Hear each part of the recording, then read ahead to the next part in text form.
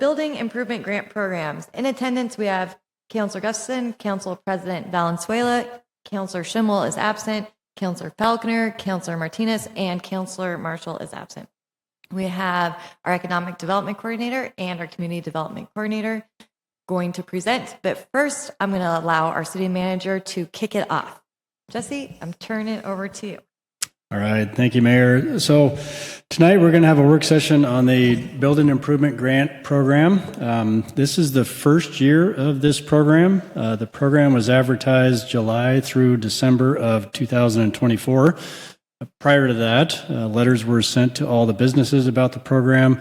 It was included in our website. We had some social media posts, and also it was included on the front page of our quarterly newsletter to try and get the word out. Miles and Brian are going to go over a lot of the statistics about the program, number of applications we received, but we did want to give you a brief background first.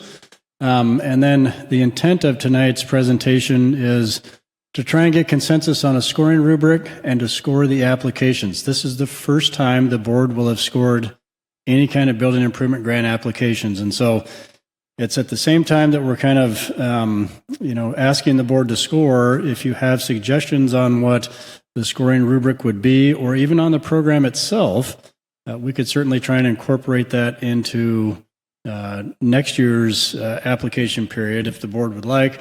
But we are going to ask the board to see if we can try and get through these applications tonight. Part of the reason we'd like to try and get through them tonight is so that we can be in line with this year's construction period.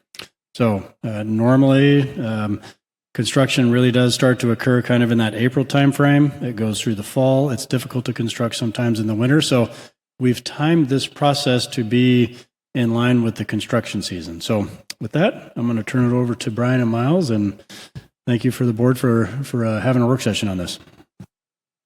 Thank you, Jesse. Brian Pohl, Community Development Director, here with Miles Glowacki, Economic Development Coordinator. We kind of go through this and probably kind of breeze over quite a bit of it. And I just want to say, feel free to stop me if you have questions during this presentation or during this presentation.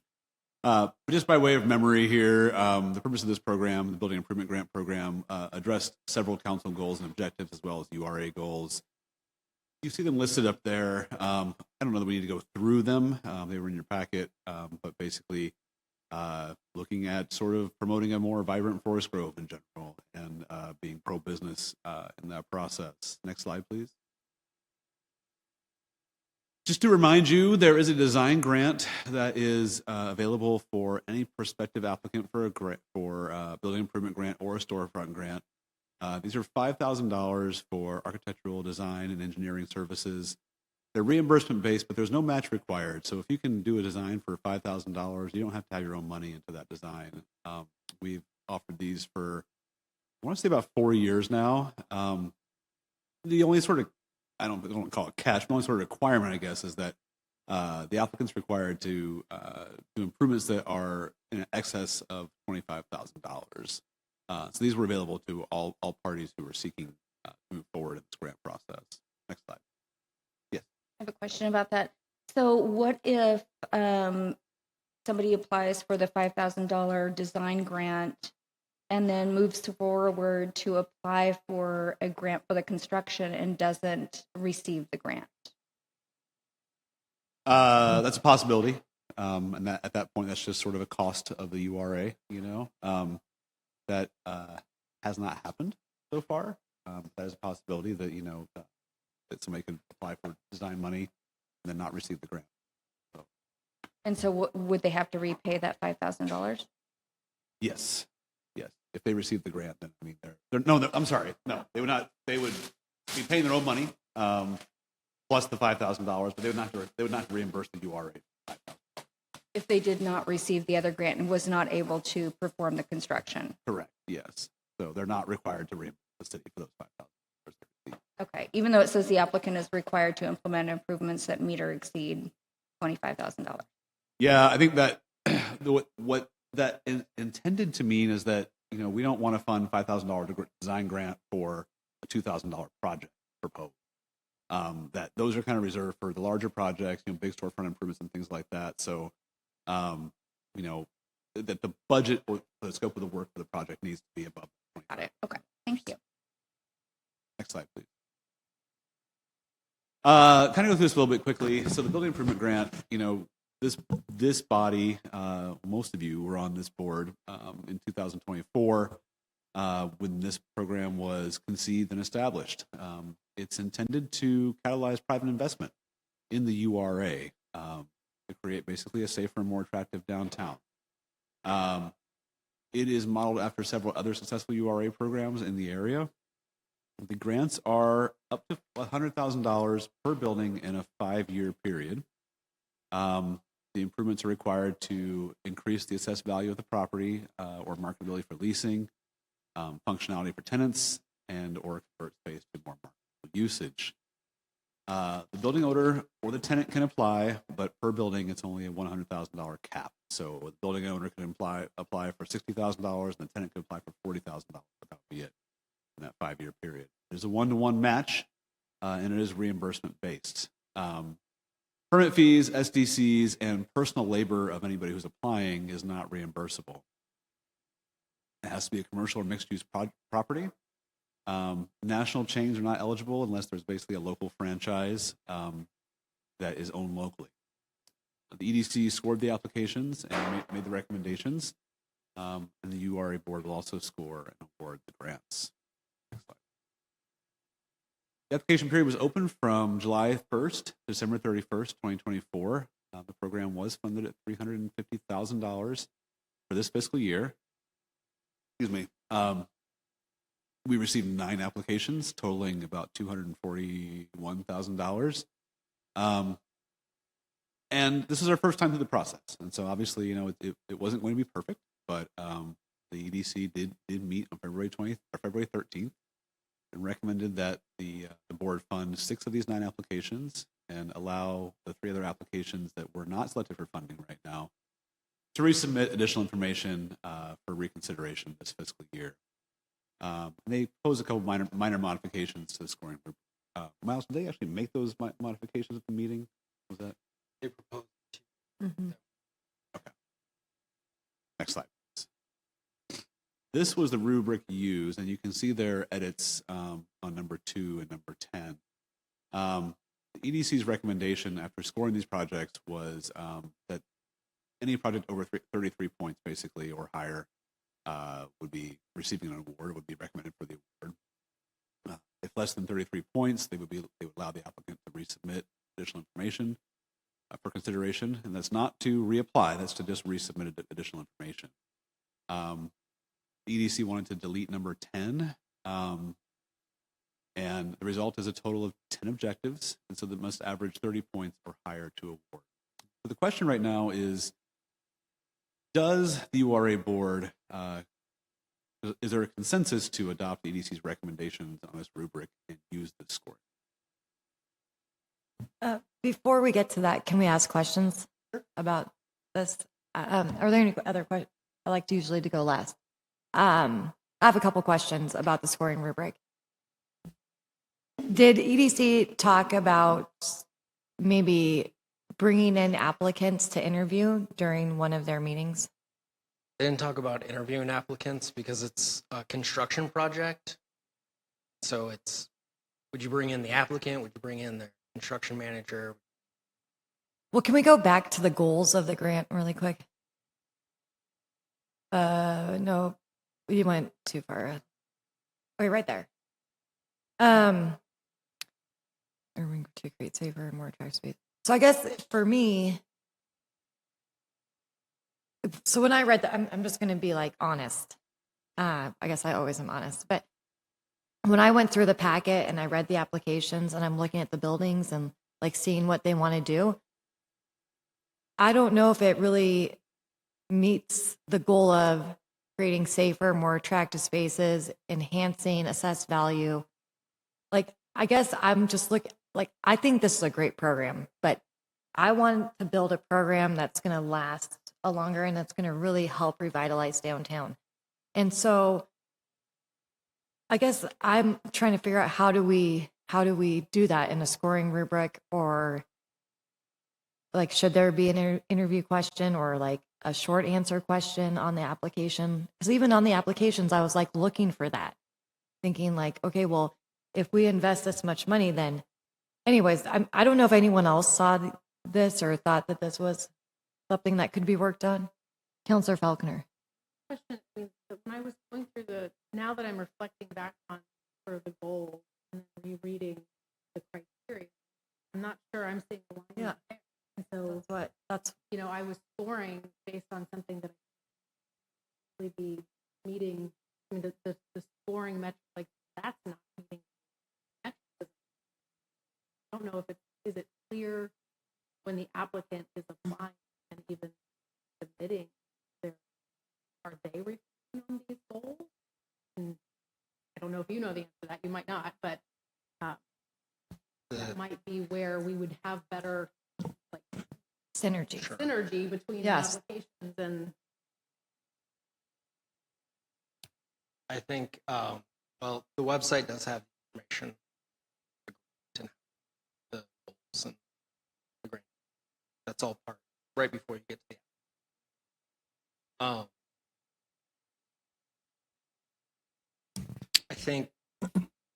I think some of these grantees, since it's the first time, aren't sure how it's going to and are taking kind of smaller bits at maybe bigger project.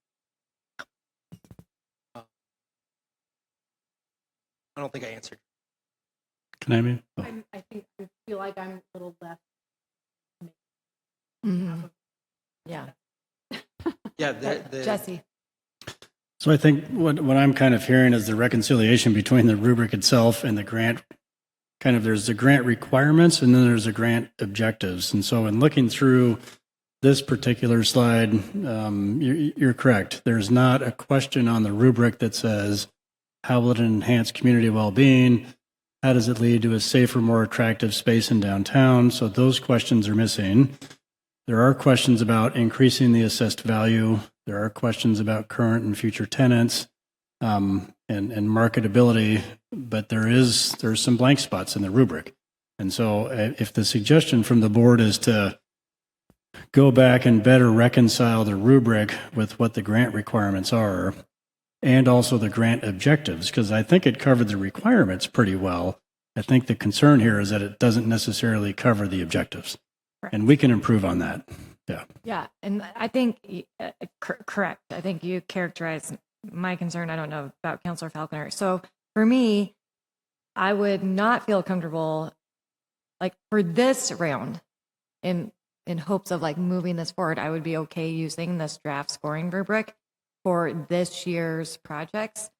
But I would, suggest that we do some work on the rubric and not use it in the future. And just really, I mean, to me, it doesn't have to be more questions. It just has to be more accountable. Like I'm fine. I mean, whatever, if there's only 5 criteria, that's fine. But let's make sure that the scoring and the criteria and the goals, they all, we're trying to create secret sauce here. Like the best part of like any dish is like the secret sauce.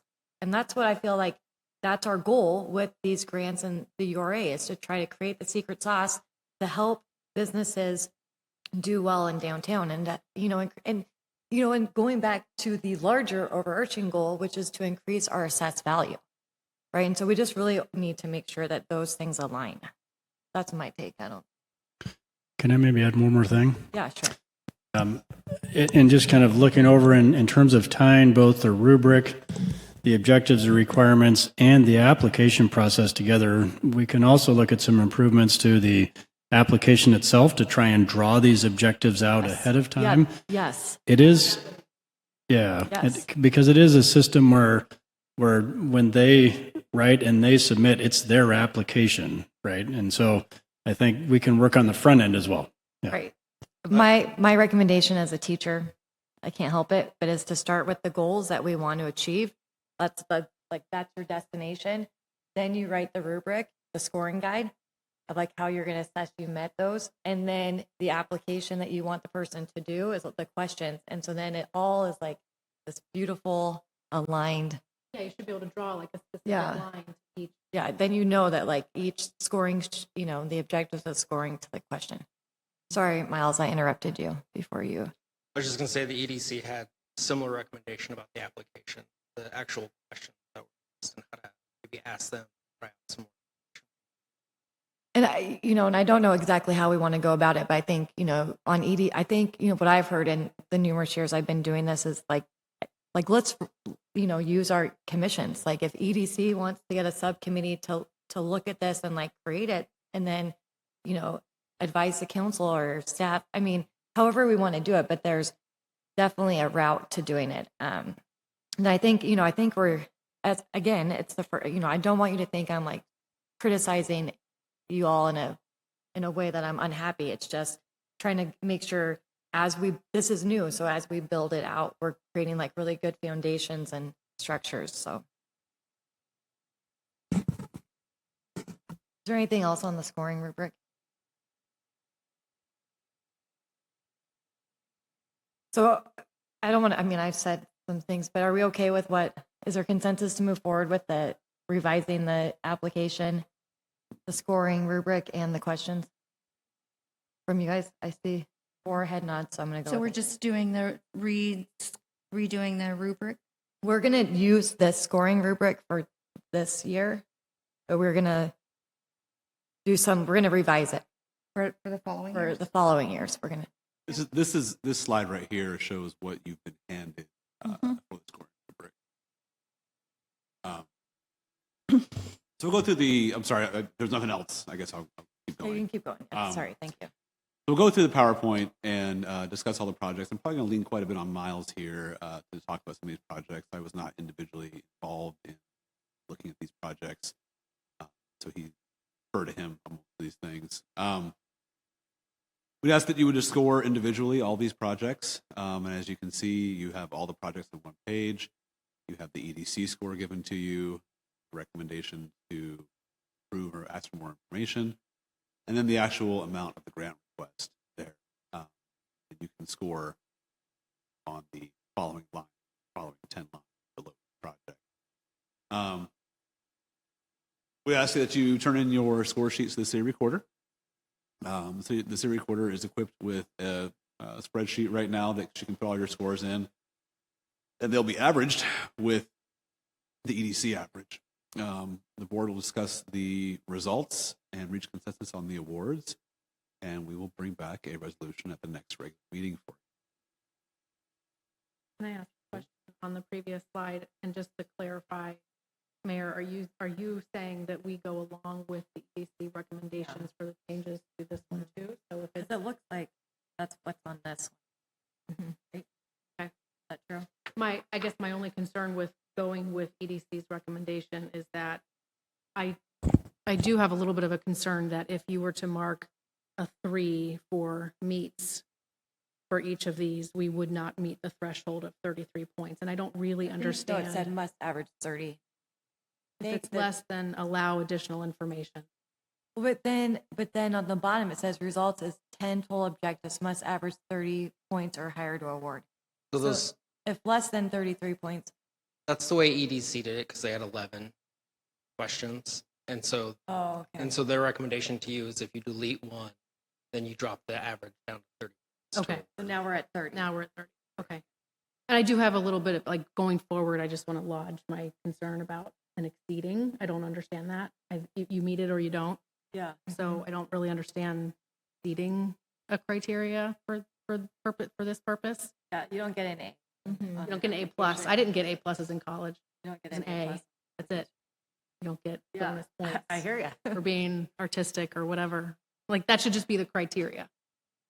Yeah, and I think that you should have to meet all the criteria. I think like when we build it out well, you should have to meet all the criteria to be awarded, right? Like, again, not saying that we need, but if you had 4 goals, you have questions on those 4 goals, you have a scoring rubric, then you meet every goal, and then it doesn't, because how this is now is like, well, let's say you get 0 for increasing employment and 0, but like I feel like the 5 is to like say like, hey, I'm not meeting all of it, but you got these extra push points, right? Like either you meet the standard or you don't. I think if you meet the standard or you don't, then where's the deliberation for the body? Well, if they've met it or if they don't. I mean, we can disagree on that, right? I mean, I so mean, I I guess- could say 0 and you could say Say 3. Yeah. It- Okay, Jesse is like It- dying over If there. I may, because we had this same internal discussion. And so I think it goes back to if it's a criteria, you either meet it or you don't. And it's a qualification. I think what we're kind of talking about is in the scoring of it is the objectives. How does it meet the objectives? And in the more subjective areas about community well-being, safety, aesthetics, etc., that's where you could have something that's not necessarily a criterion, but an objective. And so there's probably a two-part process here. One is you have to meet a certain criteria, and if you meet it, then you are now eligible to be scored for the grant, if that makes sense. And you rank those projects against each other as opposed to necessarily rank them against projects that may not meet a criteria and therefore not be qualified for the grant. So we kind of talked about this, but I didn't, just in terms of kind of getting it in front of the board and trying to award grants this year, we didn't think we could kind of work through all of those things, if that makes sense, prior to the meeting, but we definitely talked about it. I think it definitely should be open to more discussion with EDC. But I mean, because you can also give, I don't know. Well, I think there needs. I mean, the thing is, if you switched it to just 3 point, it either meets or it doesn't meet, right? And you have the points, then the numbers change altogether, right? Because I mean, there is still a 1 and a 2 of like in that subjective, but Well, I don't know. I think that there just needs to probably be more. One of the other examples I think that we talked about was for number 3. If it increases it more, does that mean it's a 5 than it does a 3? Does that unduly kind of favor larger projects as opposed to smaller projects? It either kind of increases the value or it doesn't. I don't know that if it increases it more, that it therefore scores higher. So those were the kinds of things that I think we still need to tease out the difference between the criterion and the objectives. Was there even a question? I mean, I don't want to belabor this point, but I don't remember there being a question on the application about increased value and how much. I mean, I think there was if they said how much the increased value was on the application, I don't know. I can open up, but anyways, good all points. That wasn't on the app. It was not on the application, Nope. but we're scoring it. Yeah, see what I I'm mean, saying? yeah, in a sense, you'd have to tease that out. Right. So That's what is I'm. this something that requires building permit? So trigger assessment. Maybe. I mean, you'd need a permit for increase, for changing out your plumbing, but that wouldn't necessarily increase the value of a building. Well, I mean, look at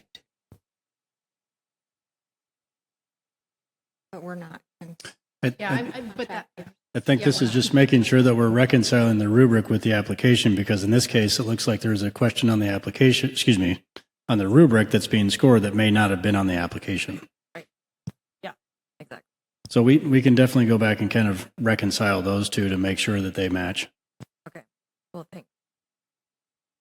Okay, sorry. We'll stop going back to this rubric. Maybe not though. No, it's fine. I'm the same way. I think so. There's consensus to move forward using this scoring rubric for the projects for this year. So now are you guys ready to go with the understanding that we're going to do more work on the scoring rubric, the application, and the goals? That's where we are so far, correct? Okay. So now we can look at projects. The first project at 1940 Pacific is the old U.S. Bank building, and total project cost of $222,000 for a full grant request of $100,000 to install a new stair access from level 2 to level 4. This would make level 4 feasible for lease, such as installation of 100 amp panel, HVAC heat pump, flooring, and windows. Replacement of some windows to be considered depending on what allowed.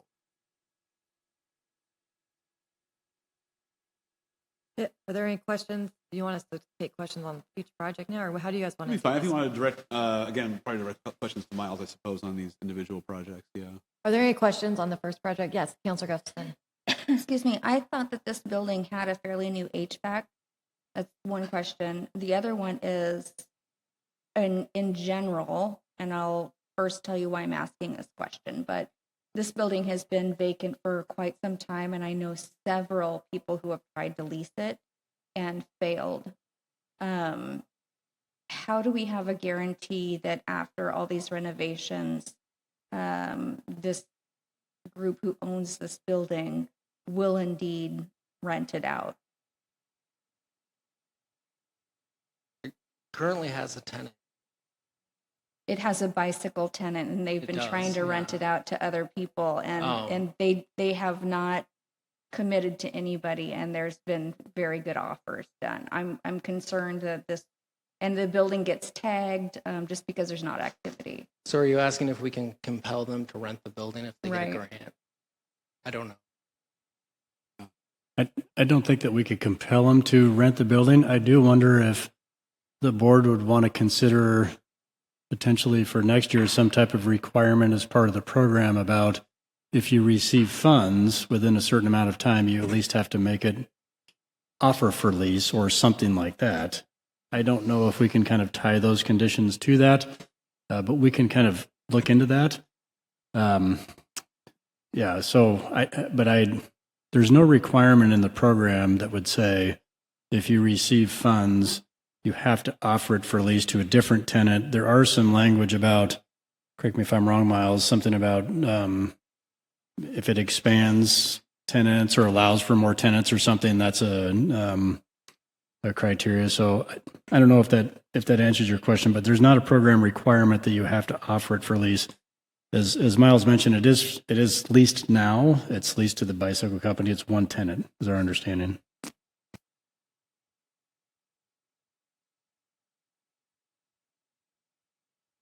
Next slide. Next project at 1900 A Street. This is Waltz Brewing. This is just to install insulation along the 19th Avenue A Street sides of the building. The tenant, Waltz Brewing, has applied for a storefront improvement grant, correct? And so the owner's wish was to redo the insulation while they had the storefront open. And so this is a pretty simple request for a $6,000 project for $3,000 of funding to do that insulation. Improve efficiency.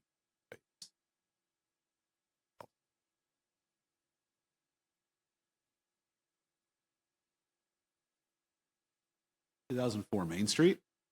It's a $45,000 project to install ductless mini split air conditioners and heat pump units, and then to decommission current HVAC.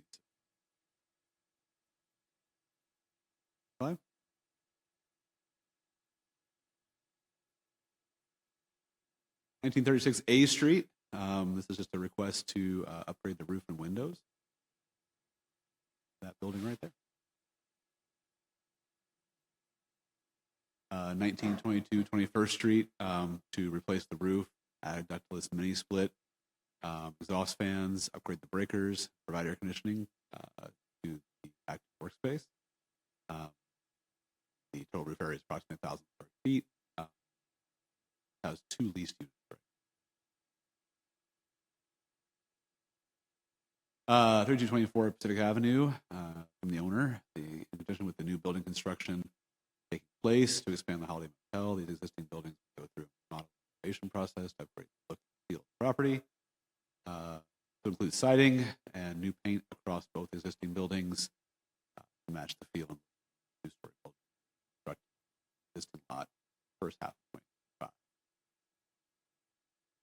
Slide, please.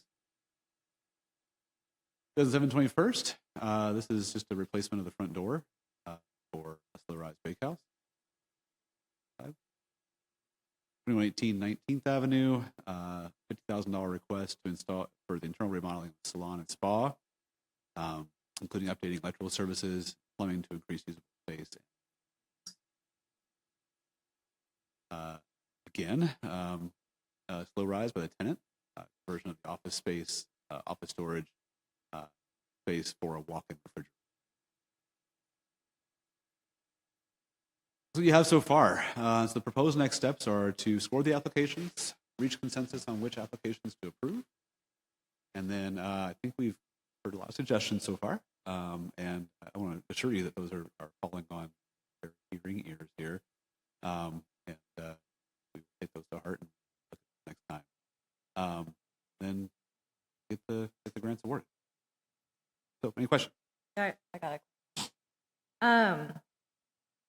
On the 2118 19th Avenue and then the 2007 21st Avenue by the tenant, well, let me just start one at a time. The 2118 seems like all interior and not building improvement. Like, I don't understand how we know that it will do some of the things. Like, and I didn't see it in the app. I didn't see it in their application either. But like, the assessed value, provide a benefit, displacement. I don't know. Restores or improves the condition of a historical asset.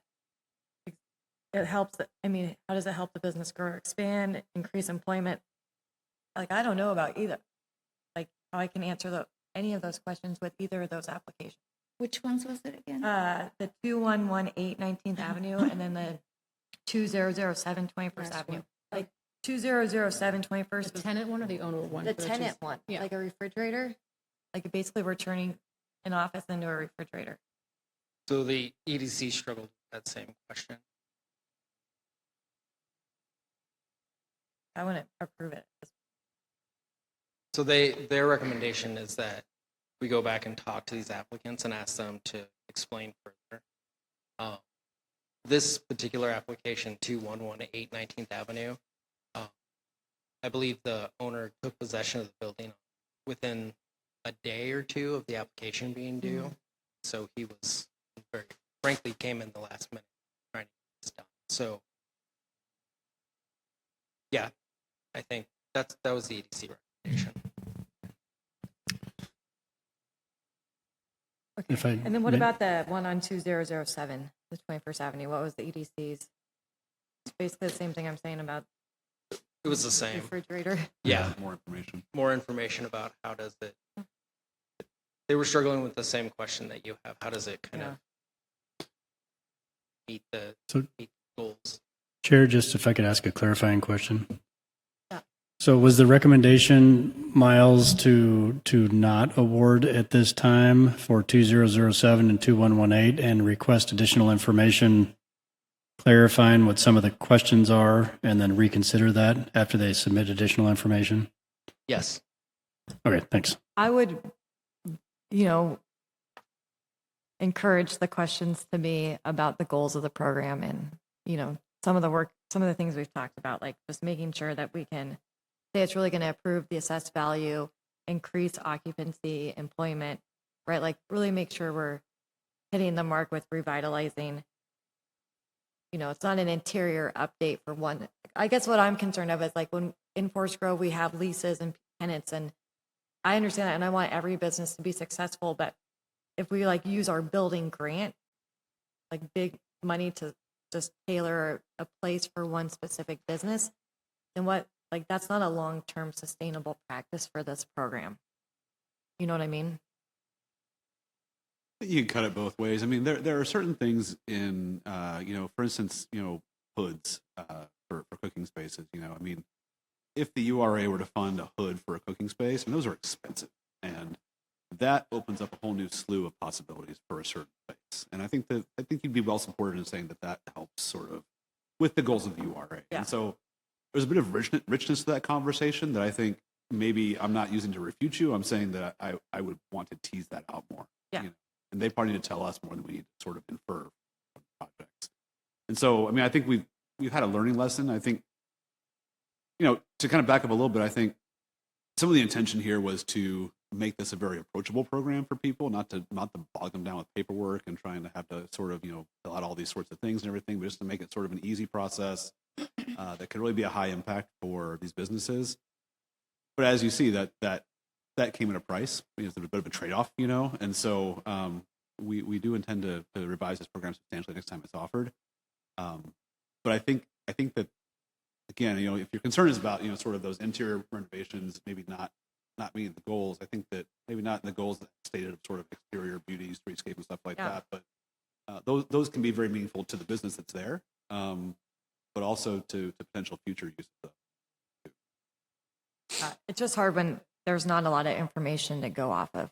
Yes. Right. Like, I mean, I think that's like my frustration is that when we make it sometimes when this idea of like making it easy for people to apply comes at the cost of making it like a really strong criteria where people can score and rest on a good foundation, right? Because we're left guessing and like making assumptions about assessment. Like, you know, a lot of the assumptions now are coming or put on our shoulders to try to guess and figure out when we're scoring.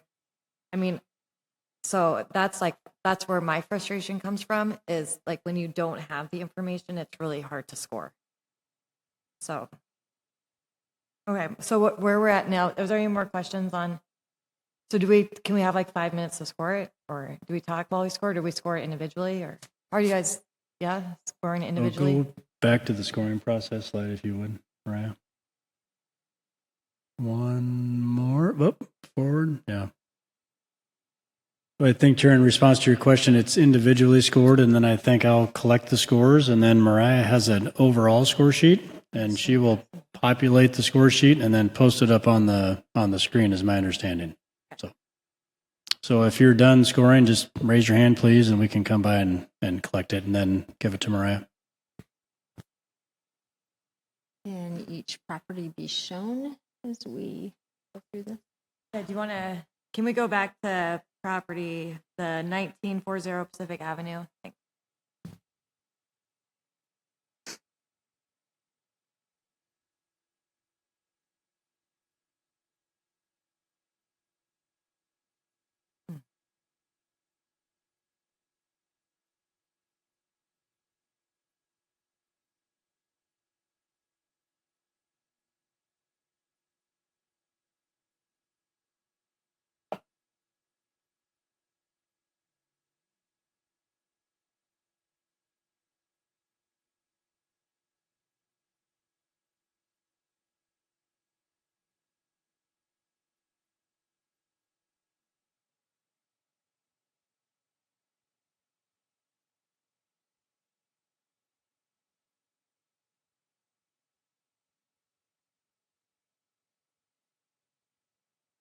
Can I ask a question, actually, that might help me out a little bit? What is considered for this application and for this exercise? What are we considering a historical asset? Was there like some age? Is there a historical designation on the building? I didn't see that in the application. I just saw like a number for some of them, but not all of them, on how old the buildings were. Yeah. So some of the ages were listed and some of them weren't. And I don't think any of the buildings are listed on our historical assets. Okay. Okay.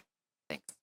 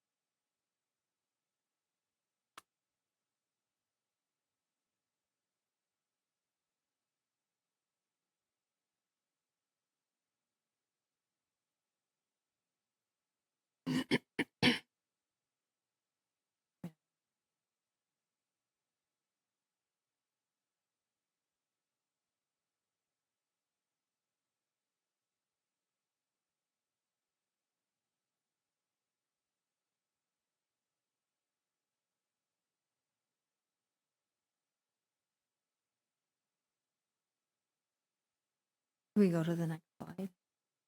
Oh, sorry, Is I was everybody sorry. done? No, I was looking at mine. I'm See, sorry. and I didn't bring mine. Oh. Yeah. Yeah, I didn't even Okay, know if so the when electricity so, boot would Councilor be Martinez, on. when you want him to go, is next. Okay, Sorry, because I'm looking at mine. okay. Well, I mean, I'm not going to do a great job this morning. And things on the inside. Sure, that'd be great. Thanks. Mm-hmm.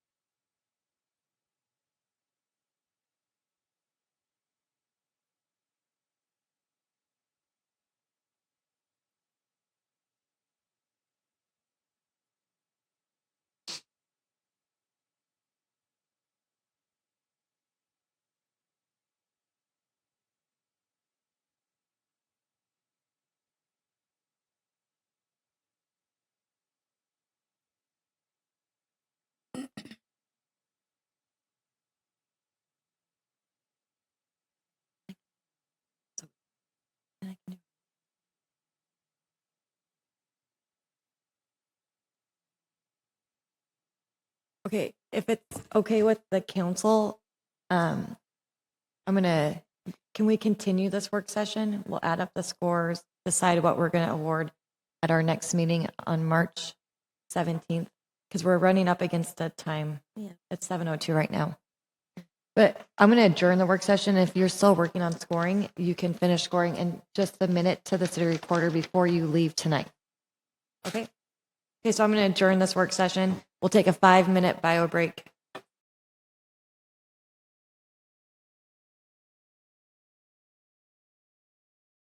We are going to begin. Maybe not. We're going to wait a minute. Yeah, I just need the mics, I think, on. Wait. So I'd like to start our last work session for the night. Is this on? Sorry, Mariah. There we go. Oh, Jesse, good job. Thank you. I'm impressed. This last work session for the night, and the topic is our proclamation policy. Just a reminder that no public comment will be taken, and the board will take, or the council will take no formal action. And I'm going to turn it over to our city recorder. Thank you. I think Jesse has some opening comments. Oh, wait, I'm going to turn it over to our city manager. Thank you. Thank you, Mayor, members of the council. So Mariah is going to take the council through the PowerPoint and the history here. I did also want to mention that when we kind of started putting this together, it did end up having some kind of nuances to it that I'm not sure that we fully anticipated. And so part of the intent of this work session is to kind of unpack what those nuances are. We also have the city attorney here as well that can answer any questions if any issues about city speech may or may not come up. But with that, thank you, Mariah. So our purpose in tonight's work session is to reach consensus on the city's proclamation policy. As you know, the City Council held work sessions on November 12th and 25th that discussed the city's process for issuing proclamations. Consensus was reached on a new proclamation approval process and also to establish a proclamation policy outside of council rules. So staff reviewed proclamation policies from other jurisdictions and developed a policy in line with best practices. So we looked at the state proclamation policy at different municipalities around us and kind of amalgamated that into our own policy. The resulting drafted policy was reviewed by the city attorney's office. There were some minor comments that were integrated into it, and so that's what we have today. The following slides comprise the full text of the proposed policy for the council to review and comment, and we're hoping to get consensus on the language included therein. There's 3 separate parts essentially to the policy that we established. We began with the definition, you'll see the process, and the guidelines. So the definition is just we start off with a clear definition of what a proclamation is. This is largely in line with the state of Oregon's language, but so it's a proclamation is a ceremonial document issued by the city council to commemorate a specific time, day, week, or month to honor, celebrate, or create awareness of an event or significant issue. Is there any feedback or comments on this? Is there consensus for the definition? Yes. Okay. Up next is the process. This one, we largely, I think most of these items we got consensus on in the previous work session. But just to kind of have it all laid out, so this is essentially, we'll have this as our published process so that people can see what those steps are. I won't read it out unless you'd like me to, but all right, is there any thoughts or feedback on the process? No, not right now. I'll hold my thoughts for a minute. And then the last part, this is kind of the bulk of it. So the next part will be the guidelines, which a lot of them will be items that you haven't seen before. There's, I believe, 12 points. So I kind of broke it up into a few separate slides, and we'll look at each slide. My thoughts that we would go through kind of as you look at it, but if you prefer, we can read through everything and talk at the end. But my thoughts was kind of each slide. You guys can give feedback. So to begin with is, again, this is language that was included in most of the other policies or something similar to this. proclamation request should reflect inclusiveness and recognize that the strength of our democracy is our diversity. It must not take sides in matters of political, ideological, or religious controversy or individual convictions. Proclamations should have citywide significance and demonstrate relevancy to Forest Grove and its community. And the council will not issue proclamations honoring individuals, employees, or organizations, endorsing commercial ventures, or supporting or opposing a candidate for public office. So the first two are pretty general language that's often used. The third one kind of depends on the municipality.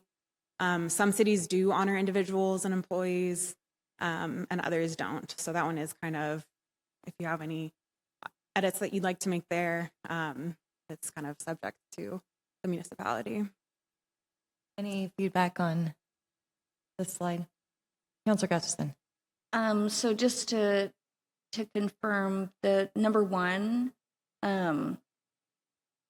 was that in the guidelines before? So we didn't really have stated guidelines to this effect. So this is definitely, like I said, broader than what we had previously. That's just language that, like I said, was in a lot of other municipalities, just to kind of have like a general guideline for what the approach to proclamations are. So it's not something that the city had previously. This is, again, based on an amalgamation of other policies that we reviewed. Because to me, it could be interpreted a little bit fuzzy type, because many proclamations to me can be political, religious, ideological, or individual convictions. And then number three, would honoring individuals cover MLK Day, since it's respecting an individual? That's just one example. Yeah, I think the individuals is more, because that is a recognized holiday and it celebrates kind of things more broadly than that. I think individuals is because cities will often receive requests for like memorial proclamations for community members. And I think it just becomes a little bit muddy when then you have to decide, who you're going to honor and who, if you're going to deny, and you don't necessarily know who it is that it's being requested for. And so it kind of puts the city into a difficult position. So that's kind of the reasoning for the individuals being excluded. Okay. And then as far as the first one, yeah, there's definitely different ways to interpret it. I think the important aspect in that to me is the taking sides.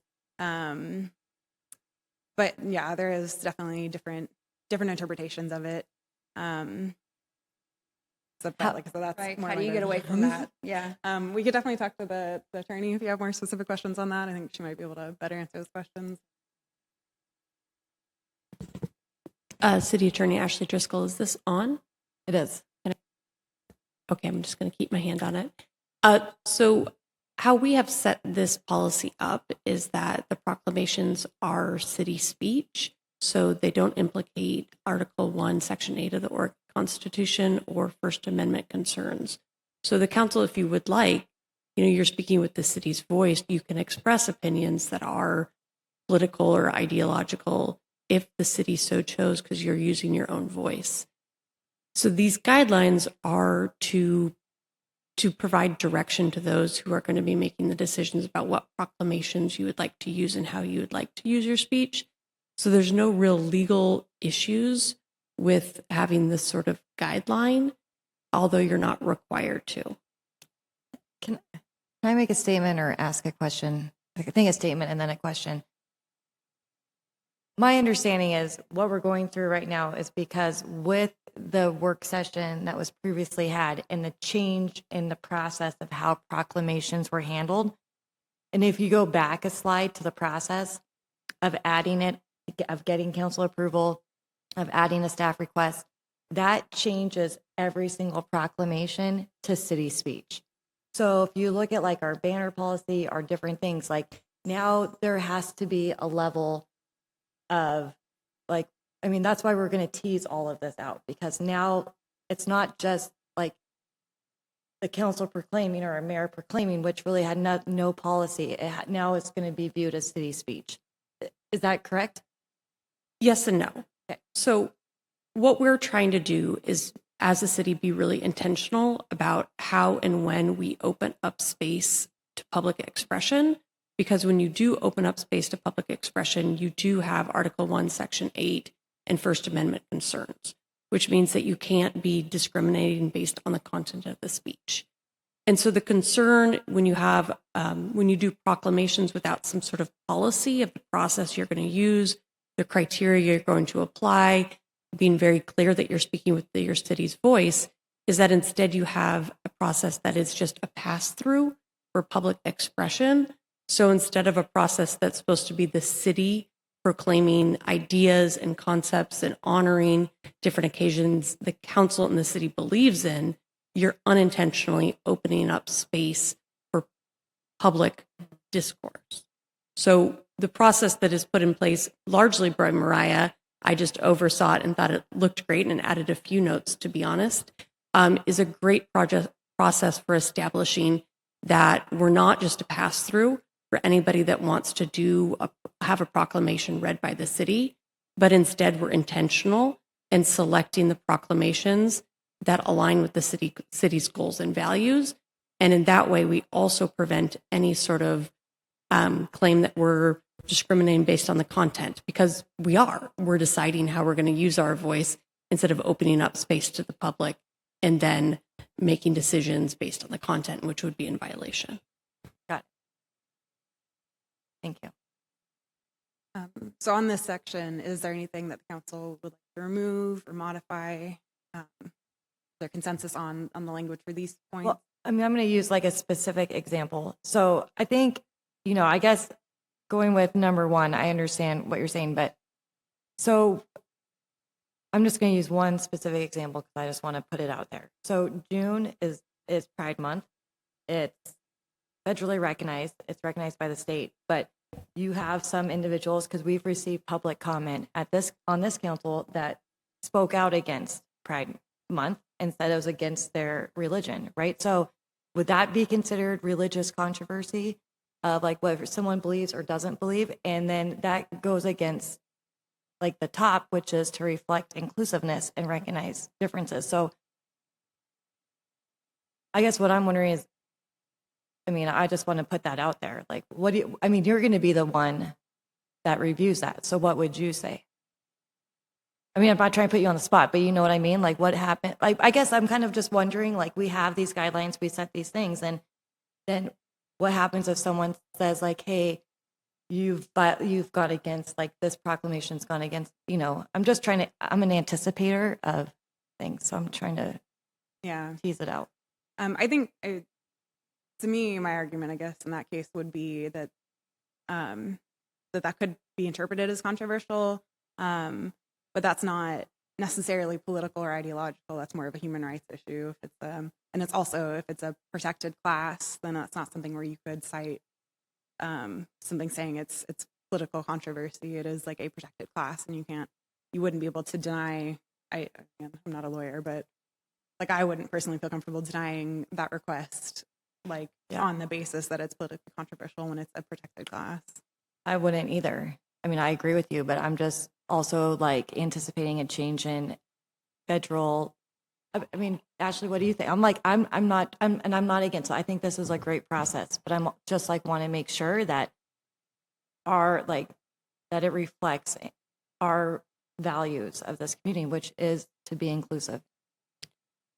Mayor, I share your concern. That's something that, this group may not think of as political or controversial, could be seen as political or controversial by somebody within the community.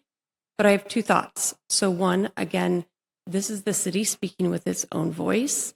And so if you decide that this issue is, meets your criteria and it's not political or controversial, you could certainly still say that this proclamation that we're using our voice to declare, meets our guidelines. However, if you feel like that's going to be difficult to administer, and I would look at ideological too, political you can say is partisan, that we're not going to do anything that supports the Democratic Party, but not the Republican Party or so forth. That's an easier one to define. Ideological, I think that is somewhat open to interpretation.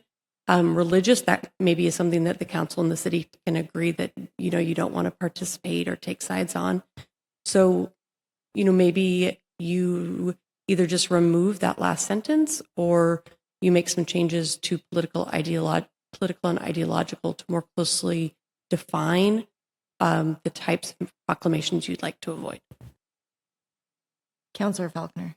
Yeah, I kind of like where Ashley was going there with kind of clarifying a little bit, because I do think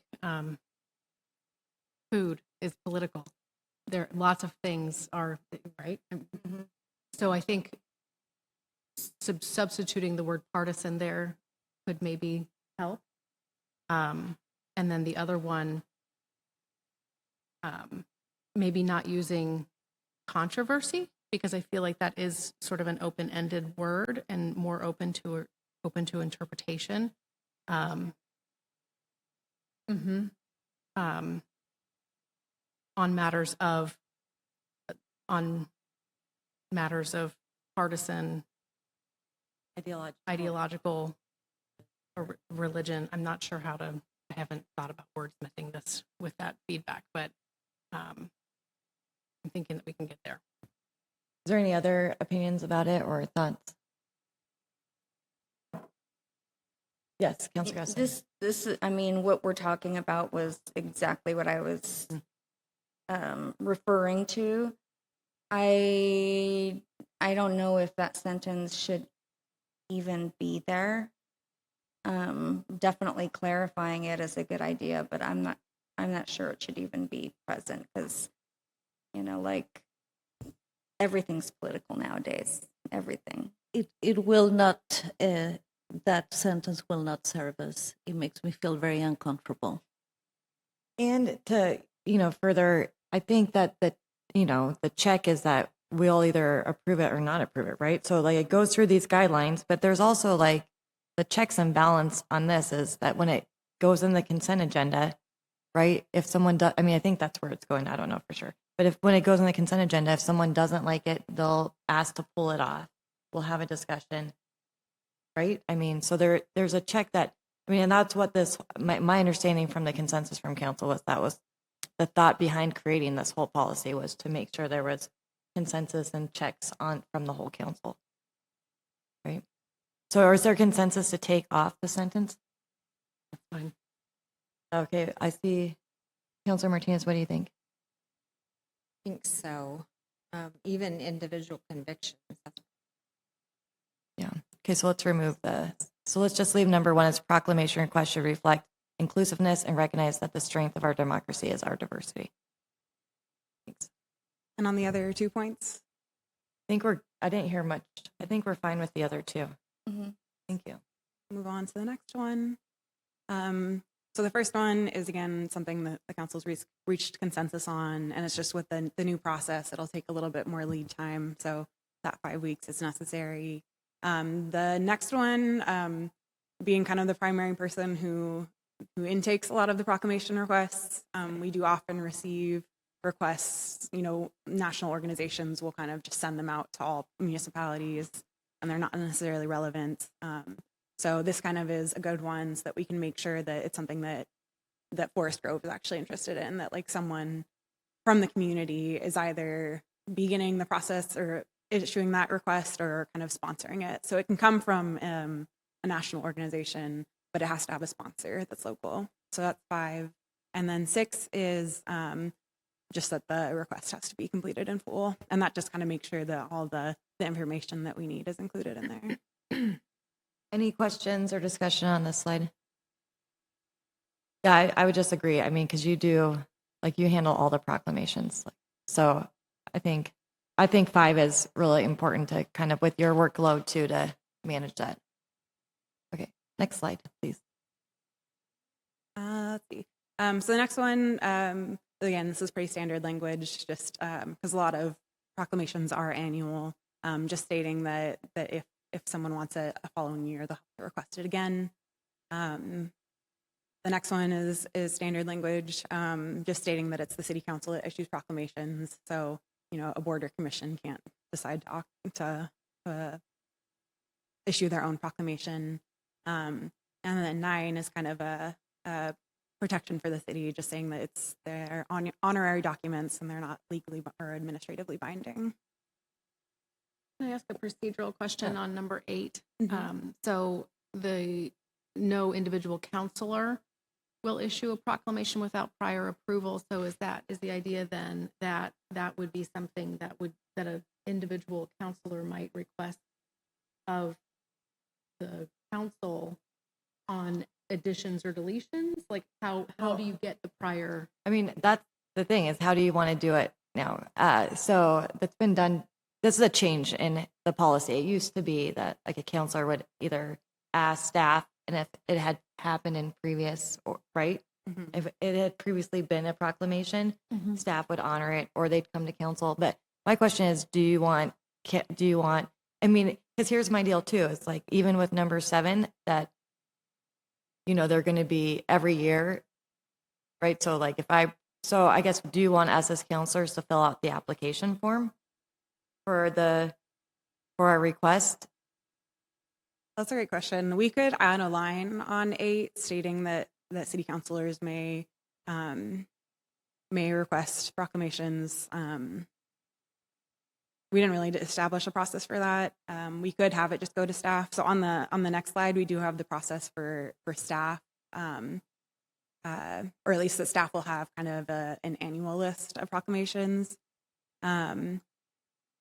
If you wanted, again, we could add a line kind of saying that counselors can essentially let staff know if they'd like to request a proclamation, and then we can add that to the consent agenda for the rest of council to consider. Council President Valenzuela. Yes, when I came to council, I requested the Hispanic Heritage Month proclamation, and we've been doing the same one since then. And that was probably 4 years ago, 4 or 5 years ago. And I just ask you, Jesse, I think we're going to talk about a process for that, though, of approving a bunch of them at the start of the year, but they're still on the consent agenda, but you wouldn't have to reapply. Is that later in the presentation? Yeah. So Which might get at your question, Councilor Valenzuela. So Maybe. I'm thinking of a new proclamation that isn't part of one that's been previously. yeah, Gotta figure that out. there's kind of 2 issues. One is the new proclamation in that process. The other one is existing proclamations that the council has already approved, how to handle those. And I think we were going to propose a process for ones that had previously been approved. They still would have to be approved again, but they would be amalgamated at the start of the year if they had already been approved before, and you would vote on them basically as a list. Is that correct, Mariah? Okay. I think we actually So have that in the that deals process. with Councilor Valenzuela's question, I think. I'm not sure that it deals with yours, do Councilor I Falconer. need to bring? So that way you wouldn't have to bring it back because it would be included. So basically, we Yes. would promulgate an annual agenda of proclamations that had been already approved. And if the council had an exception with one of the proclamations or any of them, they could pull it from the consent agenda and deal with it as part of that bulk approval, if you will. That doesn't deal with a new proclamation hour. Yeah, I think that's just one. And I don't know if we necessarily, I mean, if we can just kind of get that fixed before we bring it to council, but just figuring out how counselors can ask for a proclamation, whether it's through the application or, even maybe during their one-on-ones. I don't know. There just needs to be a way that people can do it. Yeah. Yeah. So in the other part of the question, in the process section here at the bottom, I have the staff memo with proclamations that the city typically issues annually, will be placed on the consent agenda. So that Hispanic Heritage Month has kind of been folded into that list of proclamations that the city just issues every year. Okay. And so that'll go along with some of those other ones that are annually issued at this point. And then, yeah, I'd be happy to add something kind of adding more of a process. I think it would make sense to have the staff, probably because the city recorder is kind of the point person for routing them. So they could just submit that to me, and then I could draft basically it would be a staff report to go on the consent agenda, if that's a process that makes sense. But I'm open to feedback. Does that work for y'all? Is there any limit to the number of proclamations that we should entertain in a given month, because I think it could become too much. Even if this process were followed, you could end Yeah. up with too many, and then it would become a little bit more difficult for the council, Well, potentially, to deal with or to grapple with some that yeah, and staff. we might need more conversation. That's, and I think that's a good point, because that's been one of my pauses or concerns about this, is that like proclamations are not really policy, like and so how much council time, staff time, and all the things do we really want, to be using for proclamation? So I'm in support of limiting that, but then what's the most that we've had in a month, like since you've been here, Mariah? In a month, I think there was a meeting where we may have had 3 or 4. I think probably 4 in a Yeah, meeting. but was that at one meeting? And then Yeah, there could yeah, have so been I at think another we had 3 or meeting, 4 in one right? meeting. So like, is that, what is reasonable? Any There idea? is with 4 months. 4 months. No more than 4 months. That's to a meeting. To a meeting. Yeah. Yeah, we can set that limit. There is the option to not read the proclamations aloud, which shortens it in the meeting at least. And then part of the process for the public requesting it is that they do have to kind of submit the text of the proclamation, Oh, good. which does slightly lessen staff time, but obviously we do still have to kind of do some work on them. So it does definitely take some staff time. If in the case of setting a limit, would that be just kind of first come, first serve then? And is that counting the proclamations that the city already? That's a problem if Yeah. if you get like a flood of them, and the one that is actually the month of, because it's historically and traditionally I say we hold off on saying a limit. Like, let's run it, let's see the deal, and then if it right, and then we'll kind of know more. Because I think yeah. Ashley, what did you want to say? Nothing legal, but perhaps, have an aspirational, no, the city strives to have no more than 4 proclamations per month unless like approved by council. And so you have something in there, but also it's not a hard and fast rule. I see some heads nodding. that would give you staff a little bit of flexibility then to be able to say, hey, we have 5 because it just happens that September is this, and this month. Works. I can definitely add that language then. Okay. So then I think on 7, it sounds like everyone was good. And then we'll add language about counselors being able to request, and then a soft limit of 4 a month. Okay. Great, thank you. And then this is, I think, our last page of guidelines. So 10, pretty standard, just that if there's any that we're not sure of, we can ask the city attorney to review them. The 11 is just indicating that, again, it's up to the mayor to decide if it's going to be read or not. So the council may approve passing a proclamation, but it doesn't necessarily have to be read. And one of the boxes on the form requesting proclamations is that they can say whether or not they want it to be read, because sometimes people don't care if it's read aloud. And then lastly, again, it's just general language kind of saying that the proclamations are supposed to be on issues important to the city. And again, just that the city can edit that language. Because we do often, putting it into our format, I do often have to kind of edit it down so it's not multiple pages long. That option. So this is our last one. Any feedback or thoughts on this one? So Mayor, if I can, the last bullet point is actually the one that's most important to me, because it emphasizes that, this is the city speaking, and we're open to requests for proclamation, but because it is the city using your own voice, you don't have a right to a proclamation. And again, because it is the city speaking with our own voice, we can edit the language as well to more closely align with whatever the city vision is for that proclamation. Question? I would just say I really appreciate really underlining this in another bullet point, because I think the way that this is worded here really drives home for me the reason why we can make these distinctions. Some of the things that we were grappling with at the beginning, this really does, answer the question for me about why. I mean, so that's the thing is like maybe like numerically in order, like maybe this should be the first one. I was just going to suggest, I wonder if we add this to number 1. I feel like this After is you- number one. Like Yeah. this is kind of going with like our backwards design of like, right, this is the deal. This is what we want to get and this is why we're doing it. So, and then, because, I mean, no offense to people, but like sometimes when you start reading lots of guidelines and rules, you stop after 3. There was a consensus to take a sentence off on number 1. Maybe there's a consensus to add a sentence to it, and it would be number 12. Or just make I this- just think make that number 1. make it like Or that just number make it number 1. It's Okay, sentence. got it. Yeah, just make it number 1. Or however you guys want to do it. I don't care about. I don't think it should be the last guideline. I think it's the most important. It's the so what.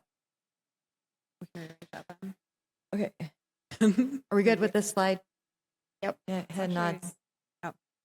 So yeah, we have some feedback. We'll integrate that, and then if it's the will of the council, we'll come back with a resolution with the hopefully final policy.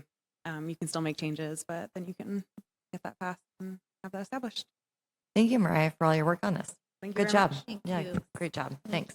Thank you, Ashley, for staying late. I was trying to figure out a way to get your work sessions together, but it did not work, so I'm sorry. Okay, thank you. I'm going to adjourn this work session at 9:05. Thank you.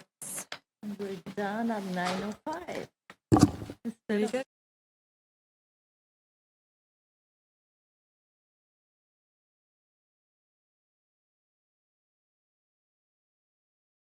Good evening. I'd like to call to order this work session of the Forest Grove City Council. The date is February 24th, and the time is 7:07. Sorry for our tardiness. Will our city recorder please call roll? Councilor Gustafson? Here. Council President Valenzuela? Here. Councilor Schimmel? Absent, excuse. Councilor Falconer? Here. Councilor Martinez? Here. Councilor Marshall? Absent, excuse. Mayor Wenzel? Here. Forest Grove City Council meetings are located on the land of the Tualatin Kalapuas, who call themselves the Atfalati. They are now part of the Confederate Tribes of the Grand Ronde. Will the council and the audience please join me in the Pledge of Allegiance? I pledge allegiance to the flag of the United States of America and to the republic for which it stands, one nation, under God, indivisible, with liberty and justice. Thank you.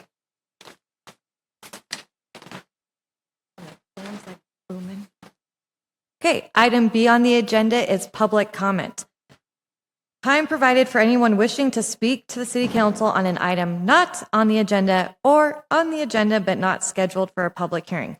Comments are limited to 2 minutes and shall not exceed, I skipped a line, 2 minutes unless additional time is granted by the presiding officer. The public comment period shall not exceed 30 minutes unless a majority of councilors present vote to extend the time.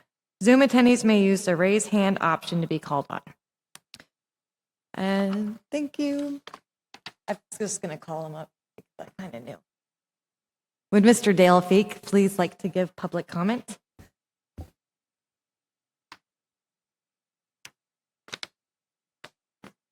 Hello, Mr. Feek.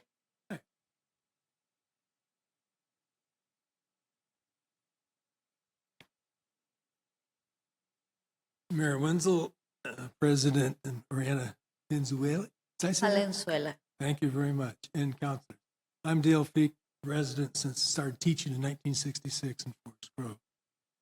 I emailed you already a document, and I asked Miranda to give you a copy that I want to go through with you.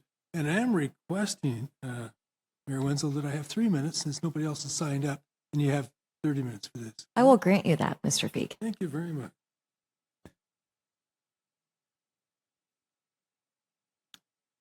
I sent the email not only to you, but to the Washington County Commissioners and also to Mayor Pace in Hillsborough and the councilors. I'll be making public comment about this to city councilors, to the Washington County Commissioners tomorrow at their business meeting.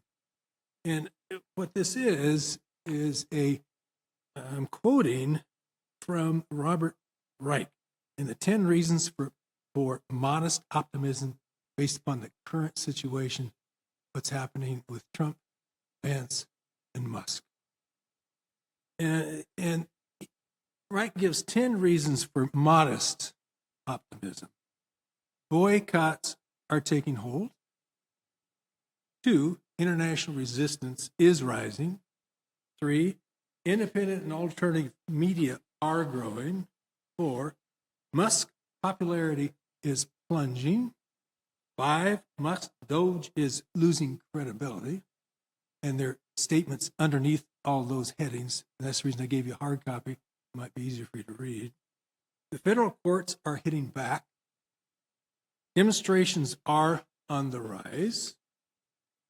And then under that demonstrations, acts of civil disobedience are also on the rise, and as are resignations in protest against the regime. This last week, NFL punter Chris Cluey was hauled out of Huntington Beach City Council meeting after speaking out against Trump during public comments against plans to include a MAGA reference in the design of the library plaque. As cheers erupted from the audience, Hunter told the council in words that should be repeated across the land, and I'm repeating those. MAGA stands for trying to erase trans people from existence. MAGA stands for resegregation and racism. MAGA stands for censorship and book bans. MAGA stands for firing of air traffic controllers while planes are crashing. MAGA stands for firing the people overseeing our nuclear arsenal. MAGA stands for firing military veterans and those serving them at the VA, including canceling research on veteran suicide. MAGA stands for cutting funds to education, including for disabled children. MAGA is profoundly corrupt, unmistakably anti-democracy, and most importantly, MAGA is explicitly a Nazi movement. You may have replaced a swastika with a red hat, but that's what it is. Those are very strong statements, and I agree with them. And when he was done speaking, the punter said, engage in the time-honored American tradition of peaceful civil disobedience. And I will. And I hope you and others will too. 8, stock and bond markets are trembling. 9, Trump is overreaching, presiding to be king, as the picture was you've seen, I'm sure, and abandoning Ukraine for Putin. 10, the Trump-Vance must shock and awe plan is faltering. So those of you, and I am a Democrat, but I'm also a Republican, I'm also an independent. I believe in all parties doing the right thing. It's time to step up and be heard, or right, of course, but political parties do not lead. The anti-war movement and the Civil War movement didn't depend on the Democratic Party or other parties for their successes. They depended on mass mobilization of all who accepted the responsibility of being American. We will prevail. We have to prevail. We are relearning the basic truth that we are the leaders that we have been waiting for. And I noticed that the Sheriff's Department is back here to be part of the presentation, which I appreciate the Sheriff's Department. And Hillsborough in 2017 became a sanctuary city. And the state of Oregon is a sanctuary city. In 1987, Oregon was the first state in to pass a statewide law stopping state and local police and government from helping federal authorities with immigration enforcement. Please reconsider considering Forest Grove a sanctuary city. Thank you, Mr. Feek. Are there any other individuals who would like to give public comment? Seeing none in the audience, are there any individuals online? You may use the raise hand feature Seeing none, we will move on to the consent agenda. Items under the consent agenda are considered routine and will all be adopted with a single motion without separate discussion. Councilors who wish to remove an item from the consent agenda may do so prior to the motion. Any item or items removed will be discussed and acted upon following the approval of the remaining items. What is the wish of council? So move. Second. Council President Valenzuela moved to approve the consent agenda, and it was seconded by Councilor Gustafson. All those in favors, please say aye. Aye. Aye. All those opposed, please say aye. Hearing none, the consent agenda is approved with a vote of 5-0. Item D, additions or deletions. City Manager, do you have any additions or deletions? No additions or deletions. Thank you, Mayor. You're welcome. Any proposed by council? Seeing none, we'll move on to item E on the agenda, presentations. The council will hold questions until the end of each presentation. A 2-minute reminder will be given to the presenter to conclude remarks. So first up, we have our federal consultants from CFM, Mr. Michael Skipper, who's the vice president. Hello, Michael. It's nice to see you. Hey, counselors. Thank you. Thank you for the opportunity to speak this evening. I am going to try to keep this as brief as possible to allow time for any questions, but my goal tonight is to give you an update on the city's efforts at the federal level and hopefully some insight into the federal funding landscape right now. There's a lot happening more and more every day. So I'm glad Jesse asked me to be here to hopefully provide you with some context that will help in your decisions with the city, as well as your conversations with your constituents. So I have a little PowerPoint here that I should be able to share if you'll give me a moment.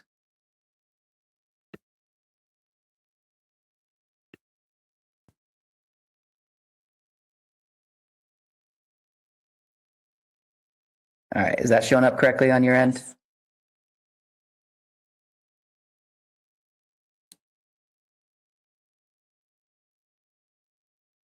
Can you hear me still? Yes. Did you hear me say that I could see the no. presentation? Okay. Yeah, we can see it. Thank you. Perfect. So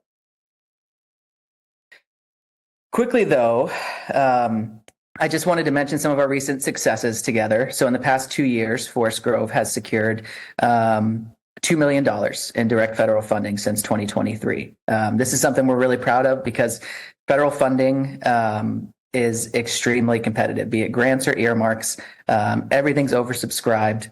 There's typically more than 10 projects received for every one that's funded. So I think your success is just a great testament to the great team you have here and the process we've employed. Your team is really good at developing creative, competitive projects that help your priorities stand above the rest. So it's something you all should be proud of.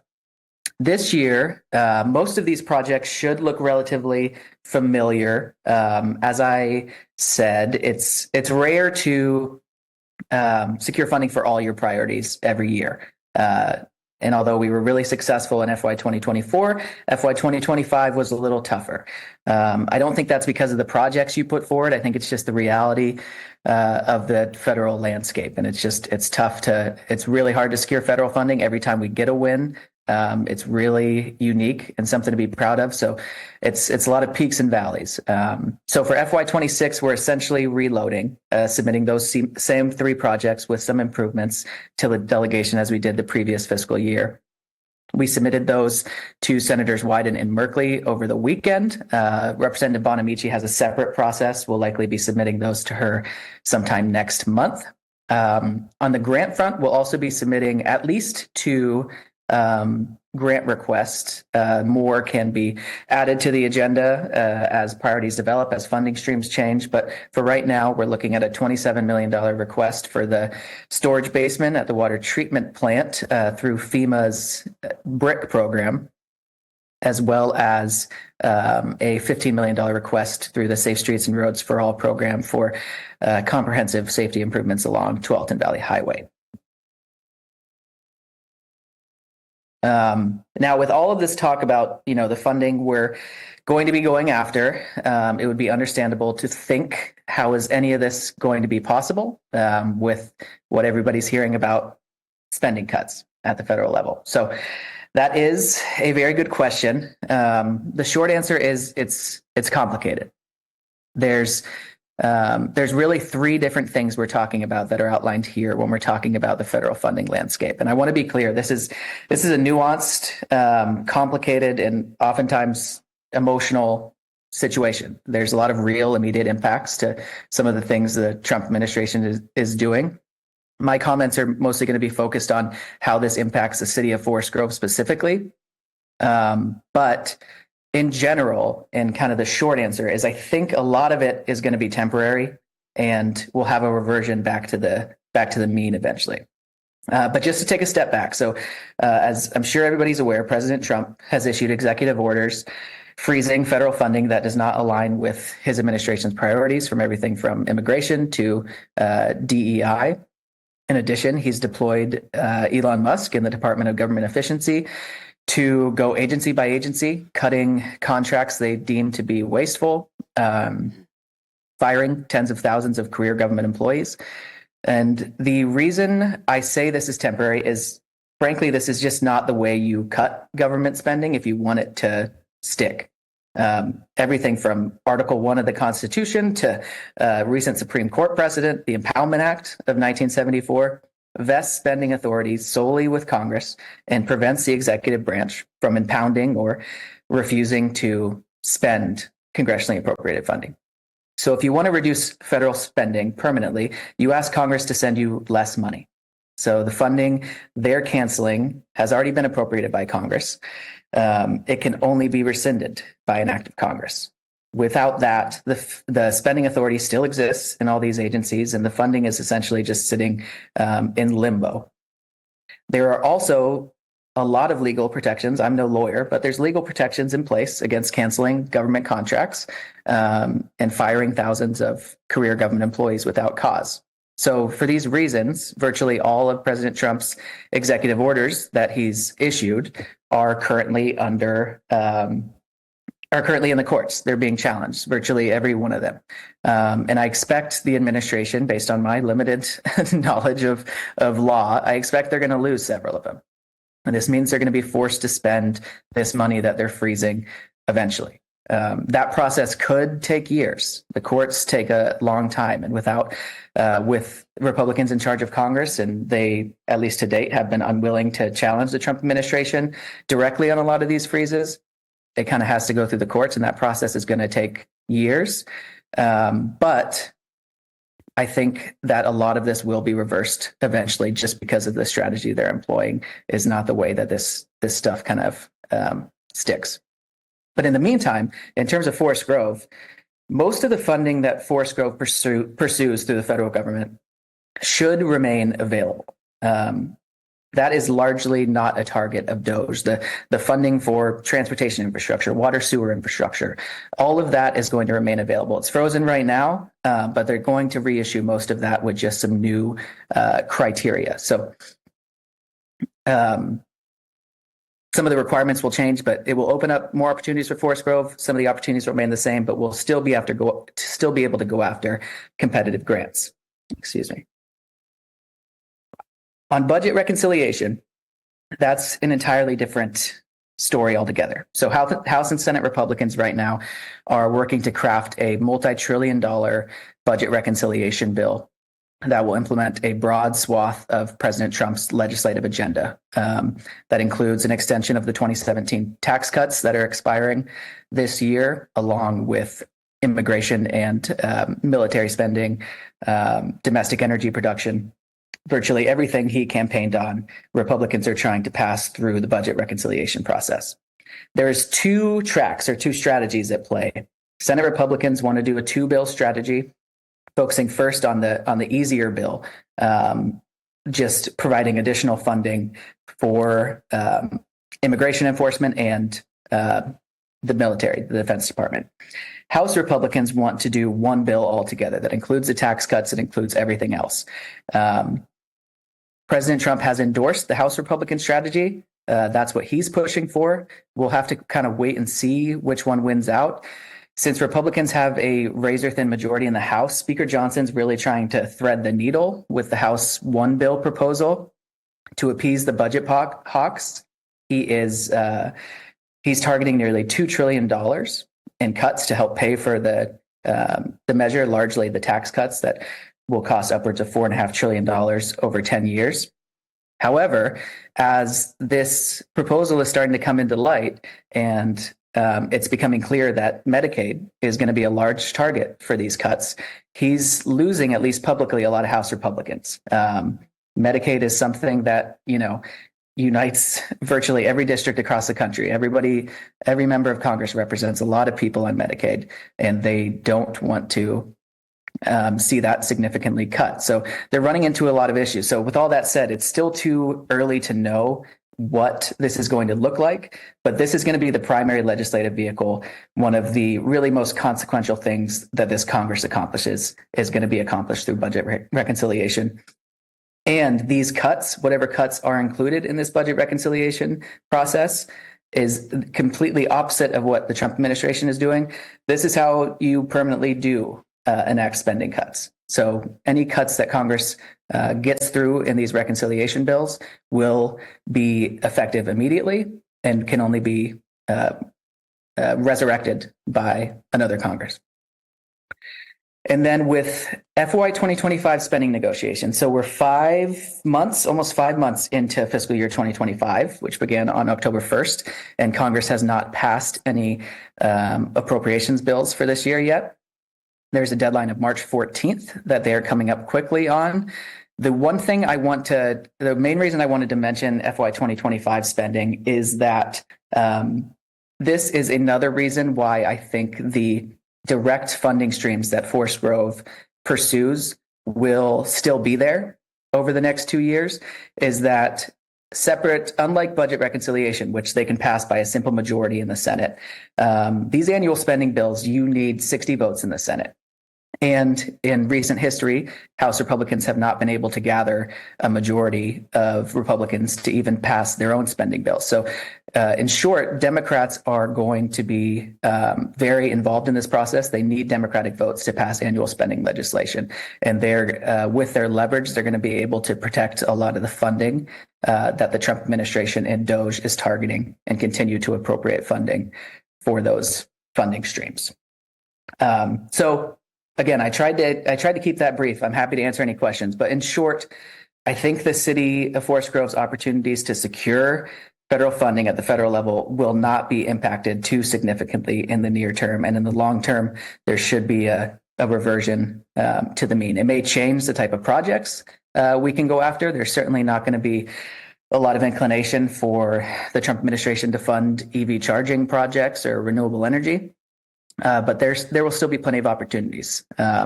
We just have to adapt, and that's what we're here to help you do.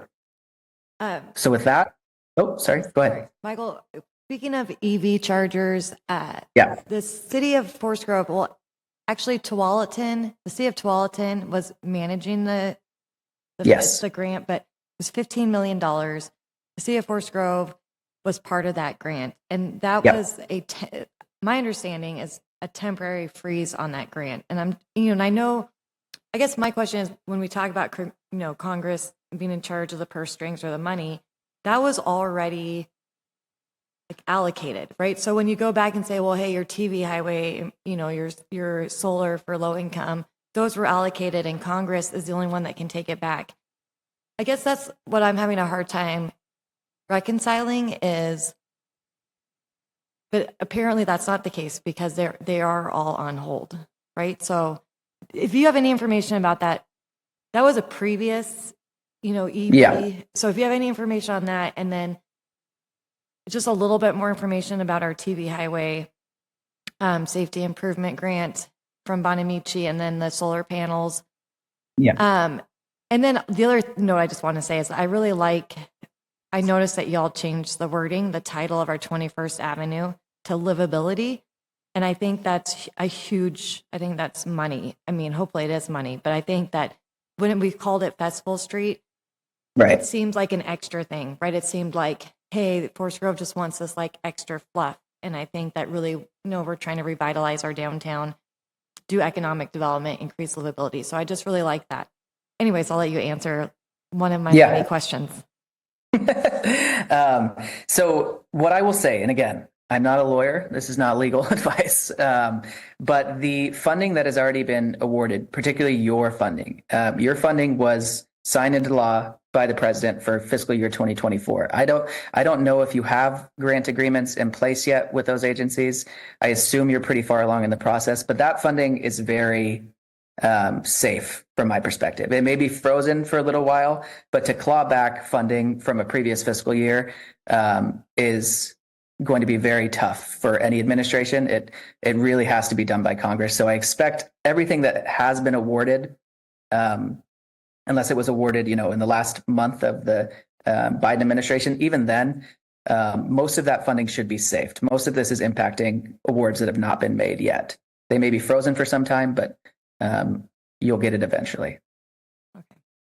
You should, at What do you least. think about that 15 million EV? That one is, I'm not as read into that one. But I know that the grant was awarded, I think, in May of last year. I just don't know how far along they were in the process, but and that I think that's important for this one, particularly because this is a program they very specifically targeted for. They've called this out in their executive order. It was one of two programs they directly called out that they wanted to rescind funding for. I have not heard any conversations about rescinding awarded grants from that first round. Everything I'm hearing is about preventing more grants from being awarded. But until I kind of learn more about where that's at in the process, that's as much insight as I can provide. Okay, thank you. Any other questions for Michael? I don't see any other questions, but I really, really appreciate you staying up till 10:30 to zoom in and answer our questions and give us an update. It's very kind of you. Anytime. I hope it was helpful. Yeah, it was helpful. Thanks You so all. much. Okay, bye, Yep. Michael. Bye. Next up on our agenda is the Washington County Sheriff's Office, and we have an update from the Washington County Sheriff. Oh, she doesn't want the mic.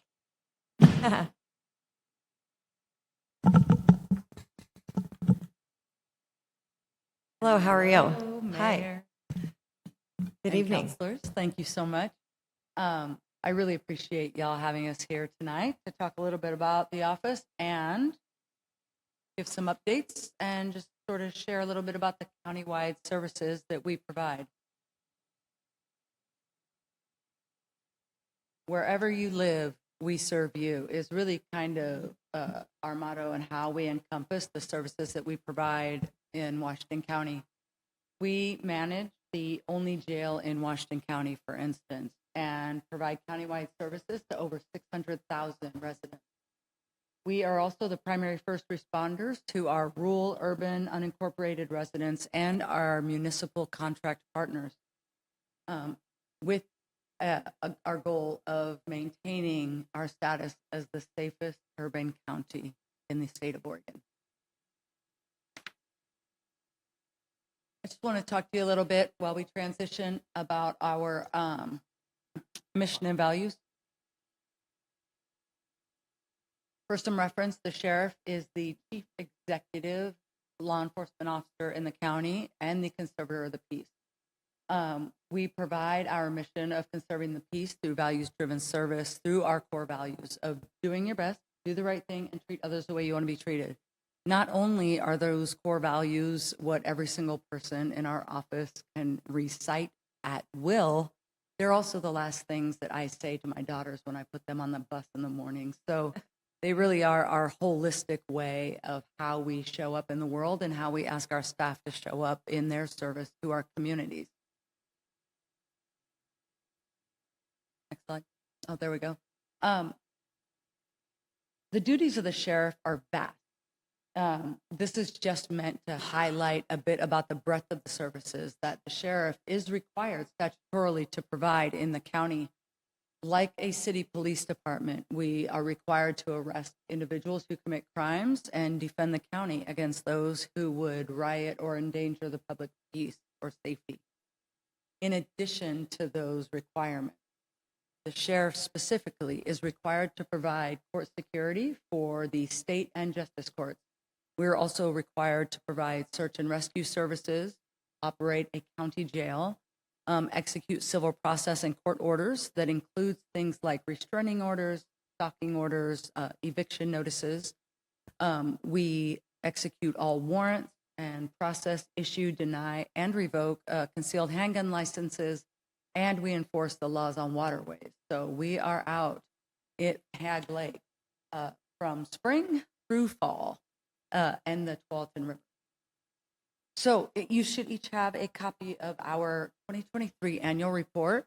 If you are online or in the room and you would like to scan the QR code or go online to wcsoannualreport.com, you can find a copy there as well. I will apologize for not getting this report into your hands sooner, but we are working on 2024 now, and we should have 2024's annual reports to you this year. The next thing I want to talk about is one of our primary divisions and statutory requirements, which is the Washington County Jail. Our jail maintains custody of criminal offenders sentenced to terms of 365 days or less. Those who are sentenced to 365 days plus one go to prison. This jail is our fourth county jail in Washington County, and that opened in 1998. When we are fully functional, all of our housing units are open. We are the second smallest jail per capita in the state. Currently, due to staffing shortages and critical facility repairs, we are down to 388 beds, which makes us by far the smallest jail per capita in the state. In 2023, we had over 14,000 bookings, and that's really on par for what is normal for us. So while we have fewer staff and fewer housing units open, we are still taking people into custody at a pretty high rate. I'll talk a little bit more about it as we speak to things that are on the horizon or in our future, but we are also currently undergoing some critical infrastructure repairs to our roof, our HVAC system, our hot and cold water pipes, and our fire alarm panels and device replacement. So it's a huge, huge undertaking. Next, I'm going to turn it over to Under Sheriff Cook to talk about some of our countywide special teams. Excuse me. Thank you, Sheriff. Thank you, Mayor and council members. I'm going to talk a little bit about some of our countywide interagency teams here in Washington County. Policing has become increasingly difficult and complex over the years and requires a lot of advanced training, expensive equipment, and ongoing kind of expertise to make sure that we're providing great service across Washington County. We're pretty fortunate in Washington County that we know that the county government and our municipal partners all work well together. That's also seen in public safety. Chief Ryman and his team are great partners with the Sheriff's Office and other law enforcement agencies across Washington County, and none of our agencies could do our job without each of the partnerships. Next slide, please. The first team we're going to talk about is the mental health response team. You all have heard about this. This team started over 10 years ago with one clinician and one deputy, getting service to folks in crisis out in the community immediately. It has been so successful of a partnership. It's really between Washington County Behavioral Health, the Sheriff's Office, LifeWorks Northwest, and Hillsborough, Beaverton, Tiger, Tualatin, Sherwood. Forest Grove has been a strong partner in this as well. This team has grown to over 8 different teams, 8 different pairs of deputies, officers, and clinicians that are able to provide 7-day-a-week service. They really are staffed during our highest call load hours, which is early in the morning till kind of midnight-ish, 11 or 12 o'clock at night. That's when we see the biggest calls for service. When they're not out there, we do have a crisis response team, which is the same clinicians that are able to respond out in the field and help our police officers and deputies. This team responds to over 3,000 calls for service a year with some of the most vulnerable community members that we have that really need those services. And the goal of this team is to divert people with mental health issues from the criminal justice system and get them the services they need out in the community immediately. It's continued to be a success, and we continue to hope that we can see this grow and thrive. Next slide, please. The next thing we're going to talk about is the West Side Interagency Narcotics Team. This is a drug task force that's made up of the Sheriff's Office, Beaverton, Hillsborough, the FBI, the Oregon National Guard, DEA has been a part of this. Most community members in Washington County do not realize the magnitude of what we're seeing every day in Washington County. Just in 2024, this team seized over 40 pounds of heroin, about 1.4 metric tons of liquid heroin, over 600 pounds of meth, and over 25,000 fentanyl pills. In the last 3 years, this team has seized almost 1.4 million fentanyl pills off the streets of Washington County and drugs that were making its way here into Washington County.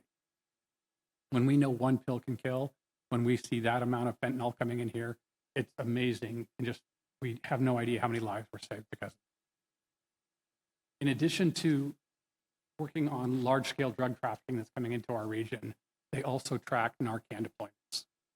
Most of our police officers and deputies out in the community carry Narcan, and they're able to be first responders when folks are experiencing overdose. Quite often, our police officers and deputies are the first public safety officers on scene because they're out patrolling the neighborhoods, and they're often first to some of these overdose situations, to able to save lives. One of the things we've seen over the last couple of years is our Narcan deployments are going down. That doesn't mean that the need out there has gone down. What it means is we're able to get Narcan out to a lot of community members more readily available. So people that are experiencing substance abuse disorders can have that Narcan with them and help their friends and family members if they do overdose. But our law enforcement officers and public safety officers are still carrying that as well. Next slide, please. The last couple teams we're going to talk about them as a group. It's our tactical negotiations team, which is a traditional SWAT team, our crisis negotiations unit, which is a hostage negotiation team, our remote operated vehicle team, which operates drones and ground robots, and then an incident management team that kind of brings in some overhead support to the situation. Again, in Washington County, people don't realize how many times a year these teams are responding. The SWAT team in Washington County responds over 100 times a year to different calls. These are high-risk calls with people with weapons that are volatile out in the community. One of the reasons we don't hear about that is because of their advanced training and skill.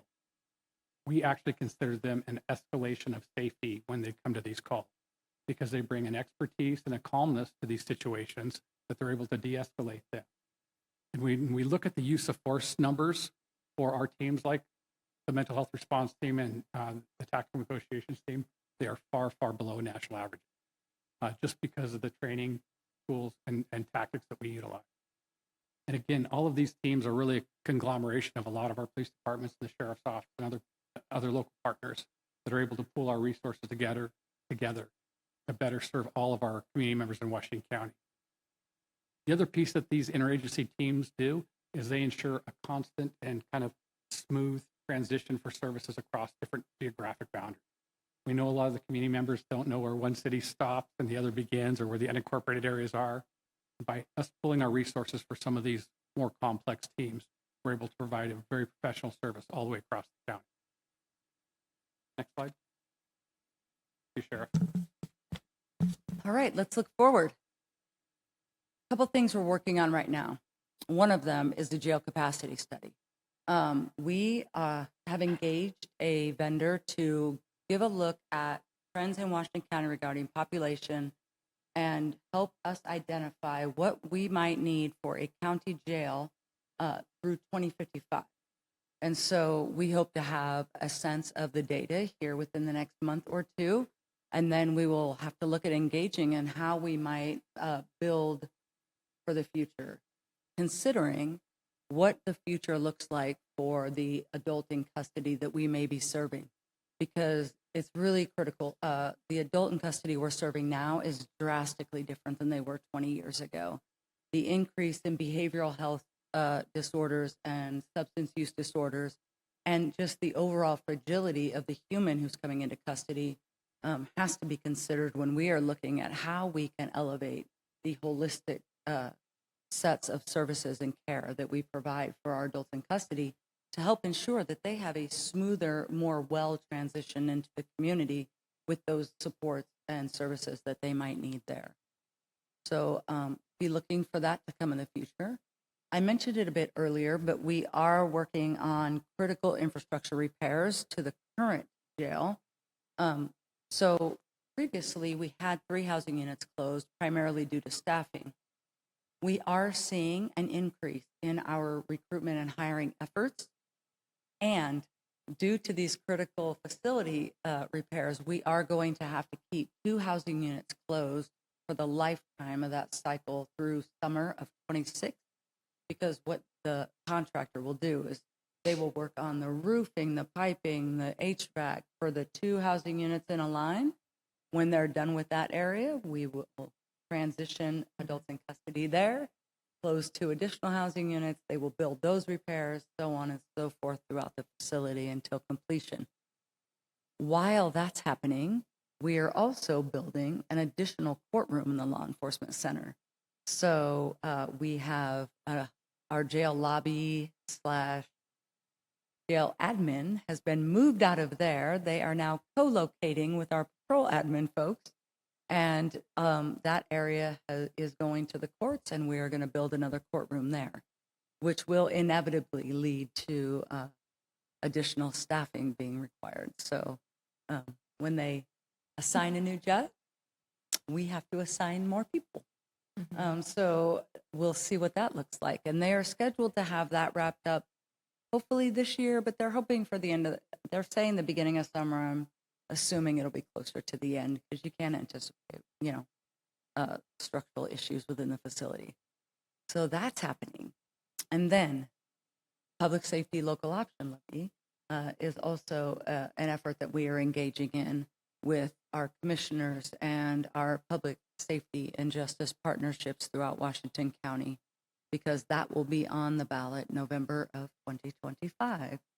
So in fact, right before here, we were working on a strategic planning meeting for that. And that, my friends, is what we have for you. The last thing I want to leave you with is simply that I cannot overstate how grateful I am and we are for Chief Ryman and the partnership with the Forest Grove Police Department, because together is really how we are serving Washington County well. Thank you. What questions can we answer? Yeah. Questions? Councilor Gustafson. Actually, 2 questions. So with your staffing, and I know staffing is a problem all the time, and I think I probably asked you this question last time you were here. Is it a problem with new hires or retention or both? And do you have a strategy, or are you trying to develop a strategy to solve those issues? The answer is both. In this season, there are fewer people that just intuitively, I think, grew up wanting to serve in this particular role. And so we have to make sure that, because what is attractive to young people now is different than what was attractive to me younger. Even my oldest daughter, she's like, I don't want to do that work. I can do something from home, for instance, and not be working in the middle of the night in the rain. So there is a little bit of that, but we have also committed to working with an outside vendor who specializes in recruitment efforts for public safety, because I think gone are the days where we can assume that we know how to do what's best in areas that are outside of policing. So we've had to do a different marketing campaign, for instance, to make sure that people see us and that they know the extraordinary work that we're doing in our community, and we're attracting people from all backgrounds. Like, we want to make sure that people know that you don't have to have studied criminal justice to be extraordinary in this work. Please bring your art degree or your creative mind, because that will give you the ability to problem solve differently than I might. And then we are prioritizing retention efforts. Retention is actually my number 1 priority, because I think we have to do a better job of providing a work environment that prioritizes our staff's physical, mental, emotional, spiritual, and financial wellness. Legislatively, statutorily, PTSD is presumptive for first responders after 5 years of service. And so it is critical that we prioritize our staff's wellness from the day they begin working, and building in that resiliency and making sure that they know how valuable they are. at the beginning of their career so that they can thrive through the end of their career differently than was prioritized, I think, in the past when it was more of a suck it up and keep going, call to call to call type mentality. So we are really making strides in ensuring that we are providing an overall competitive benefits package, but it's also how we treat our staff, because I believe that if our staff are well, they will, by their very nature, serve well. And so it is a holistic approach. We can't attack it from one side. We have to make sure that we are attacking it from all sides. Do you have anything you want to add? The second question is a separation of duties. I know police officers, law enforcement in general, they get piled on a lot.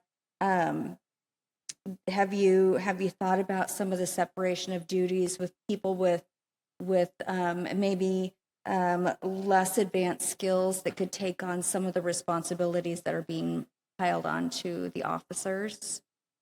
Absolutely. Let's be clear, our professional support staff really step up and provide a lot of support functions that doesn't have to be a certified law enforcement officer or a certified jail deputy. And that's everything from working on recruitment, working, like I said, our civil unit, for instance, those are not all certified jail or patrol deputies. They do have some. And so there are different responses that allow for us to make sure that any of those things that we can identify could be done by someone in a non-certified capacity. We're looking at that. And we're looking at everything with a fresh set of eyes, because I've just entered into my second year in this role. And so it really gives me the opportunity to say, how might we do things differently? And that's been really the sort of perspective that we've all embodied, because we're in the season of change. Great. And maybe one of these times we can talk about a sabbatical program that we have here in Forest Grove. I'm here for that conversation. Great. All You day and I long. can talk. Okay. Want to add it? No, I was going to add, teams like our mental health response team are a perfect example of that, where when they respond to a call, if it's a safety issue, our police officer or deputy can step forward. If it's strictly a mental health issue, they step in the background and the clinicians are able to provide that service. Those types of partnerships are essential to make sure we're getting the correct resources to a problem. Great. Thank you. Counselor Falconer. You mentioned Narcan getting into the communities so that deputies maybe aren't necessarily the first ones administering that.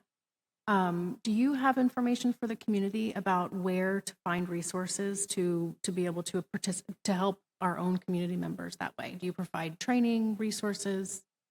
I don't have all of that readily available. I know a lot of pharmacies will administer that. I know through our public health folks, they are able to administer that as well. But we can get you more information to share out of places where that is. Thank you. I just want to say thank you. Just want to echo your comments. I feel like you all are a great partnership for us in providing essential services that we can't, always do. And I really like, in both of my jobs, like the mental health response team, that's my students know that's what they call Washington County Crisis Line. The one pill can kill that came out of Beaverton School District. Congresswoman Bonamicis advocated for that. I taught it with Officer Bon McGee in my class last Friday, right? So I this is about being better together. And I know that you have a lot to juggle with your building, your staff, all the things you have to do, and then all the needs of the community, right? The essential services and the needs of the community have grown exponentially in the last 20 years. So I just really appreciate the work you all do to help support us here in Forest Grove. And I look forward to continuing to work with you. Thank you Great. so much, y'all. Thank you. Okay, we're going to move on to item F on our agenda, public hearings, ordinances, and resolutions. Our first resolution, we have the city manager presenting. It's important. Resolution 2025-07, adopting 2025 City Council goals and objectives. Hello, Mr. Vander Zanden. Mayor, members of the council, thank you for the opportunity to be here this evening. In front of you is Resolution 2025-07, adopting the 2025 City Council goals and objectives. The memo and the council goals and objectives were in the packet, but as a brief summary, there was a retreat, there was individual meetings with city councilors and our consultant, SSW Consulting, and then there was 2 refinement work sessions following that. Each one of those led to the goals and objectives that you see here today and the resolution that's in front of you, which is 2025-07. That's a brief staff report, but I'm happy to answer any questions that you might have. Okay. Any questions for Jesse? I just want the public to know that we had a 6-hour retreat. We've had 2 work sessions. So it might look like this is rubber stamping, but there has been significant amount of work on these goals and objectives.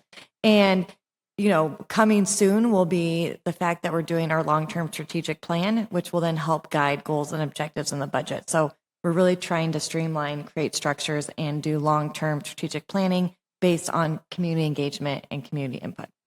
But sorry, I just want to make sure that's on record. Okay, what is the wish of the council?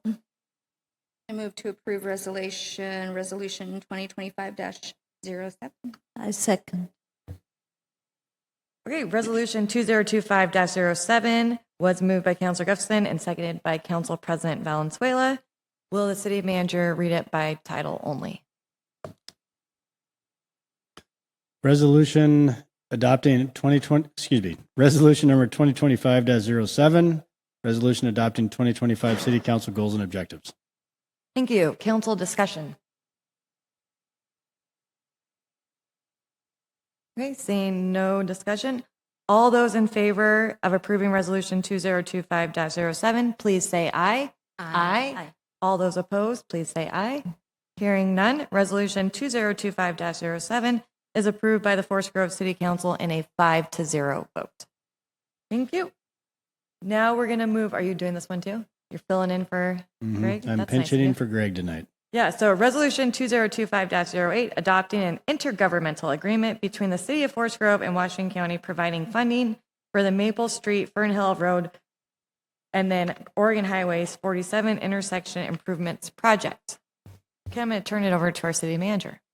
Thank you, Mayor, members of the council. I'm pitch hitting for Greg Robertson, our Public Works and Engineering Director.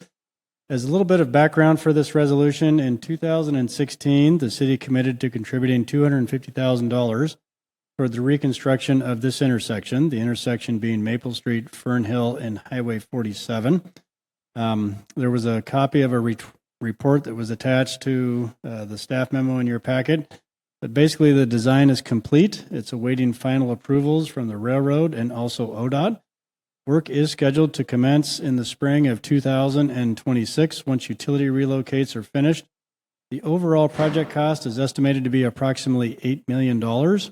Construction may last up to 2 building seasons due to the lead time of certain elements, namely the traffic signal poles. The city's commitment to this project is $250,000. It is being managed by Washington County. The $250,000 comes out of what's called the Transportation and Development Tax, the TDT. It has been included in the budget already.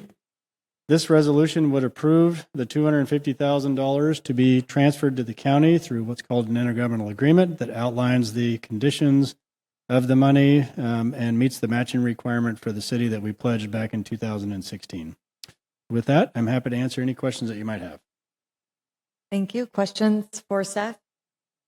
Seeing none, what is the wish of the council? I'd like to move to approve resolution 2025-08. Second. Resolution 2025-08, I wrote down the wrong one, sorry, I confused myself, was moved by Councilor Falconer and seconded by Councilor Gustafson. Will the city manager please read it by title only? Sorry. Resolution number 2025-08, resolution adopting an intergovernmental agreement between the city of Forest Grove and Washington County, providing funding for the Maple Street / Fern Hill Road / Oregon Highway 47 intersection improvements project. Great discussion.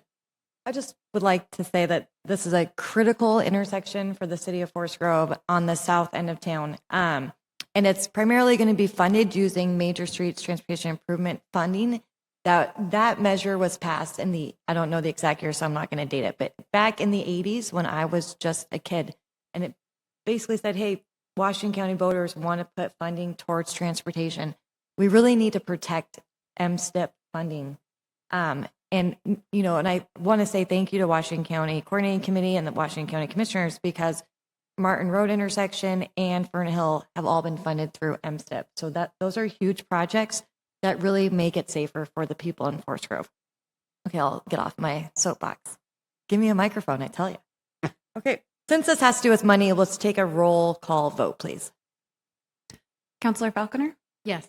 Counselor Martinez, Yes. Counselor Gustafson, Here. Yes. I'm also here. Council President Valenzuela, Yes. Mayor Wenzel.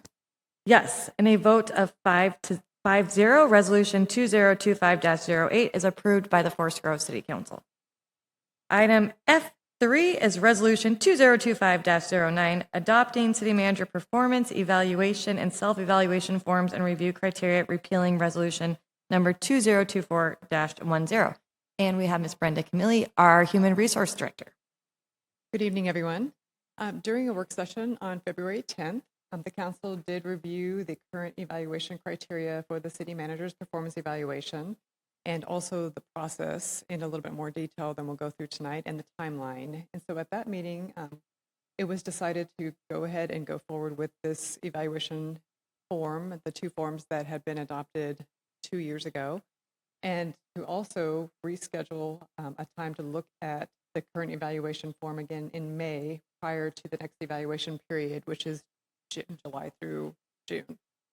So this evening, you have in your packet the resolution, also a lot of the same information we went over in the work session, so I won't go through a lot of it again, unless anyone has questions. So I do want to point out on the second page where we are in the process.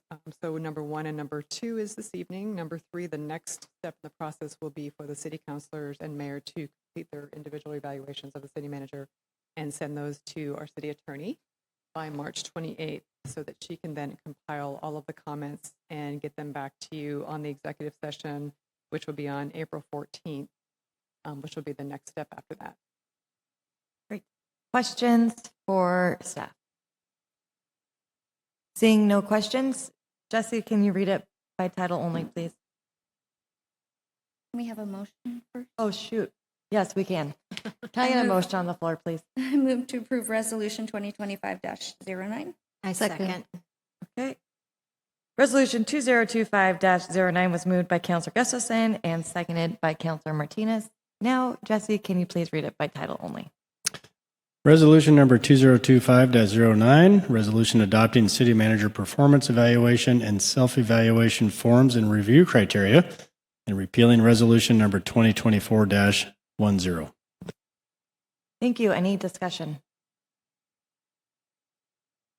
Seeing none, all those in favor of Resolution 2025-09, please say aye. Aye. All those opposed, same sign. Hearing none, Resolution 2025-09 is approved by the Forest Grove City Council in a vote of 5-0. Thank you, Brenda. Thank you. Resolution 2025-10, amending City Council Rules of Procedure by deleting subsections 17.1 and 17.2. Jesse, it has your name on it again. I feel like making lots of appearances. Yeah. I may rely on Mariah here for a little bit of this, but Mayor and members of the council, thank you for the opportunity to bring this resolution in front of you this evening. The council held a work session on February 10th, 2025 to discuss professional development, and staff presented findings at that time that showed that the League of Oregon Cities model rules do not reference training and that no examples of expected attendance or specific conferences could be found in other cities' council rules. As a result of that work session, the council reached a consensus to remove subsections 17.1 and 17.2 from the council rules and instead establish a consistent and clear process for councilor attendance at both out-of-state and in-state professional development. The change deletes subsections 17.1 and 17.2 in their entirety. Sections 17.3 through 17.5 will remain. They will just be renumbered. The strike through below indicates the text that would be removed on the resolution. As you can see, this was the portion of the council rules that stipulated the conferences that could be, that were expected to be attended. The consensus at the work session was to allow some additional autonomy in the attendance of other conferences that might be about housing, they might be about climate, they might be about other topics, as long as they were consistent with the council goals and objectives, that those conferences would be eligible to attend, not just the LOC conferences as listed in the council rules. And also, same with the Oregon Mayors Association. If you will, excuse me, the ones that will remain are the ones that stipulate the council training budget, the reimbursement allowance, and the council stipends. None of that language has changed. It all remains the same. This is the only language that is being changed. With that, I'd be happy to answer any questions the council might have. Any questions for staff? Okay, hearing none, is there a motion on the floor? I'll move to approve Resolution 2025-10. Second. A resolution 2025-10 is moved by Councilor Falconer and seconded by Councilor Martinez. Will the city manager read it by title only? Resolution number 2025-10, resolution amending the city council rules of procedure by deleting subsections 17.1 and 17.2. Great, thank you. Discussion? Okay, seeing none, all those in favor, please say aye. Aye. All those opposed, same sign. Hearing none. Resolution 2025-10 is approved by the Forest Grove City Council in a vote of 5-0. Moving on to Resolution 2025-11, authorizing, well, I don't have to read the whole thing, but this will just turn over to city staff and our city attorney. Good evening again.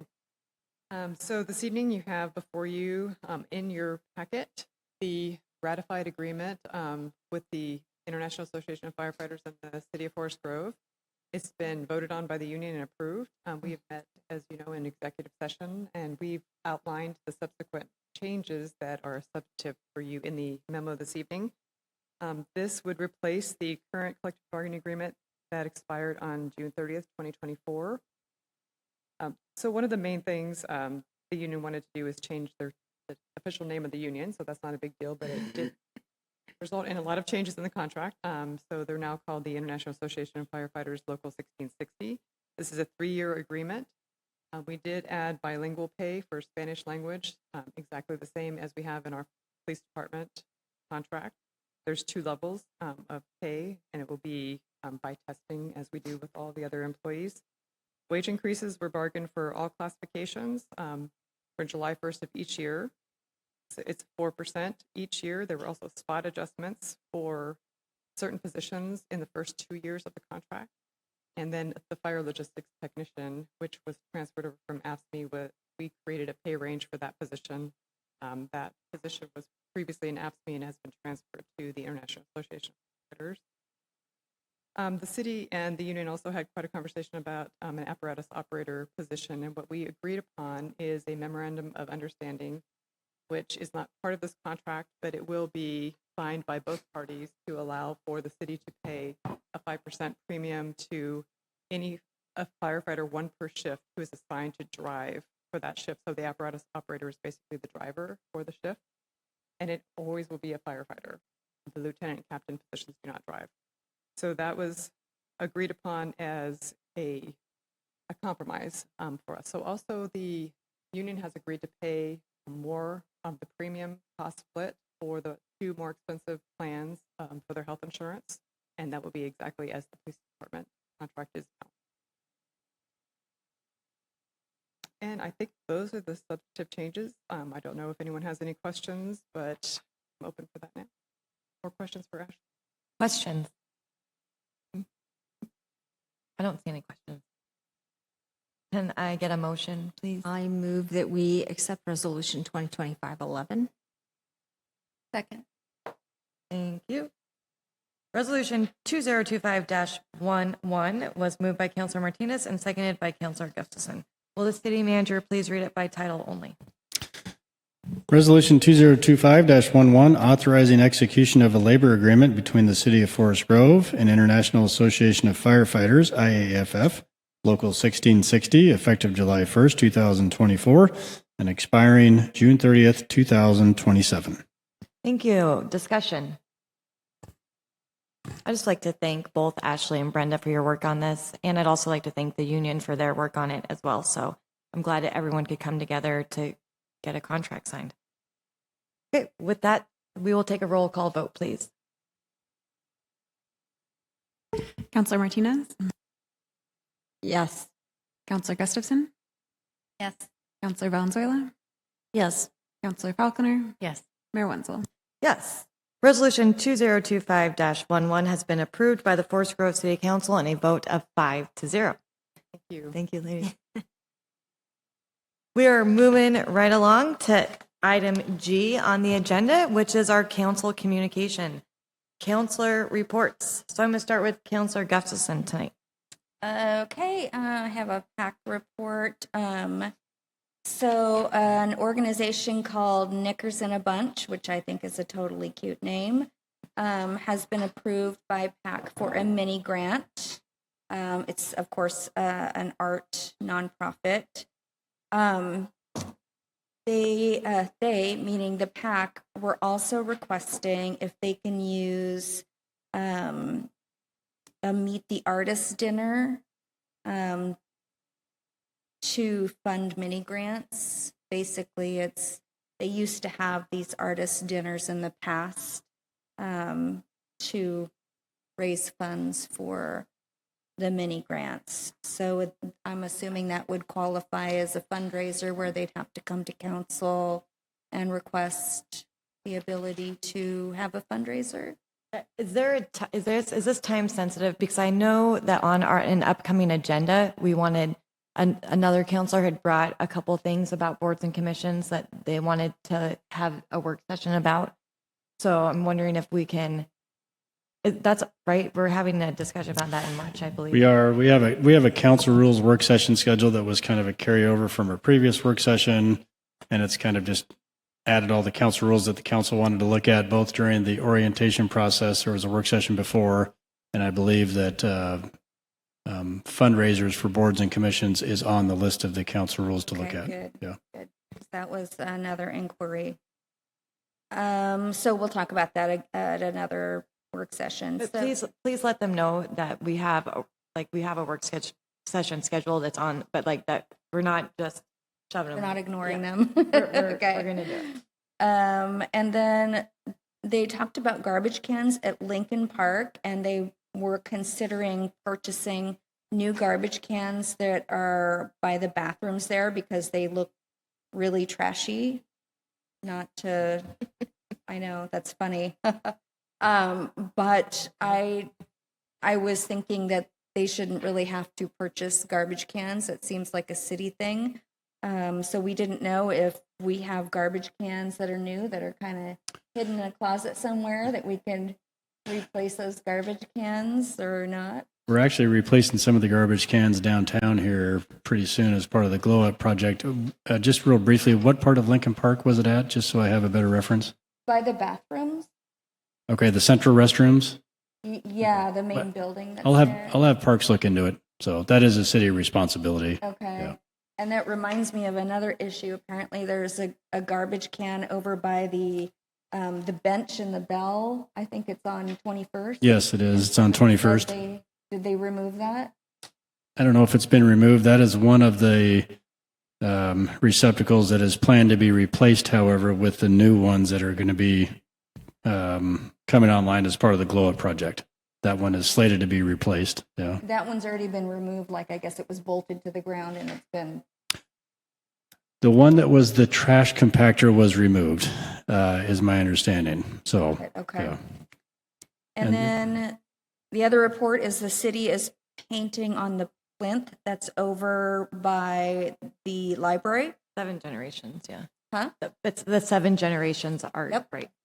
And then I don't know if Colleen has spoke to you yet, Jesse, but they wanted to ask if they could have stanchions around the 7 generations artwork. I know that they're putting the paint around it first, and they're going to see if that helps with the trip hazards and, keeping people from climbing on the artwork. But the next step was stanchions around the art. Yeah, we can look into that. I know there was some talk about that. I think one of the thoughts was to look at the reflective paint to see if that worked. If that didn't, then we would look at the stanchions. I think we have priced that, It's not inexpensive. It's a little more expensive to do that. But yeah, we're continuing to work with the PAC on that, and if and when that's needed, we can.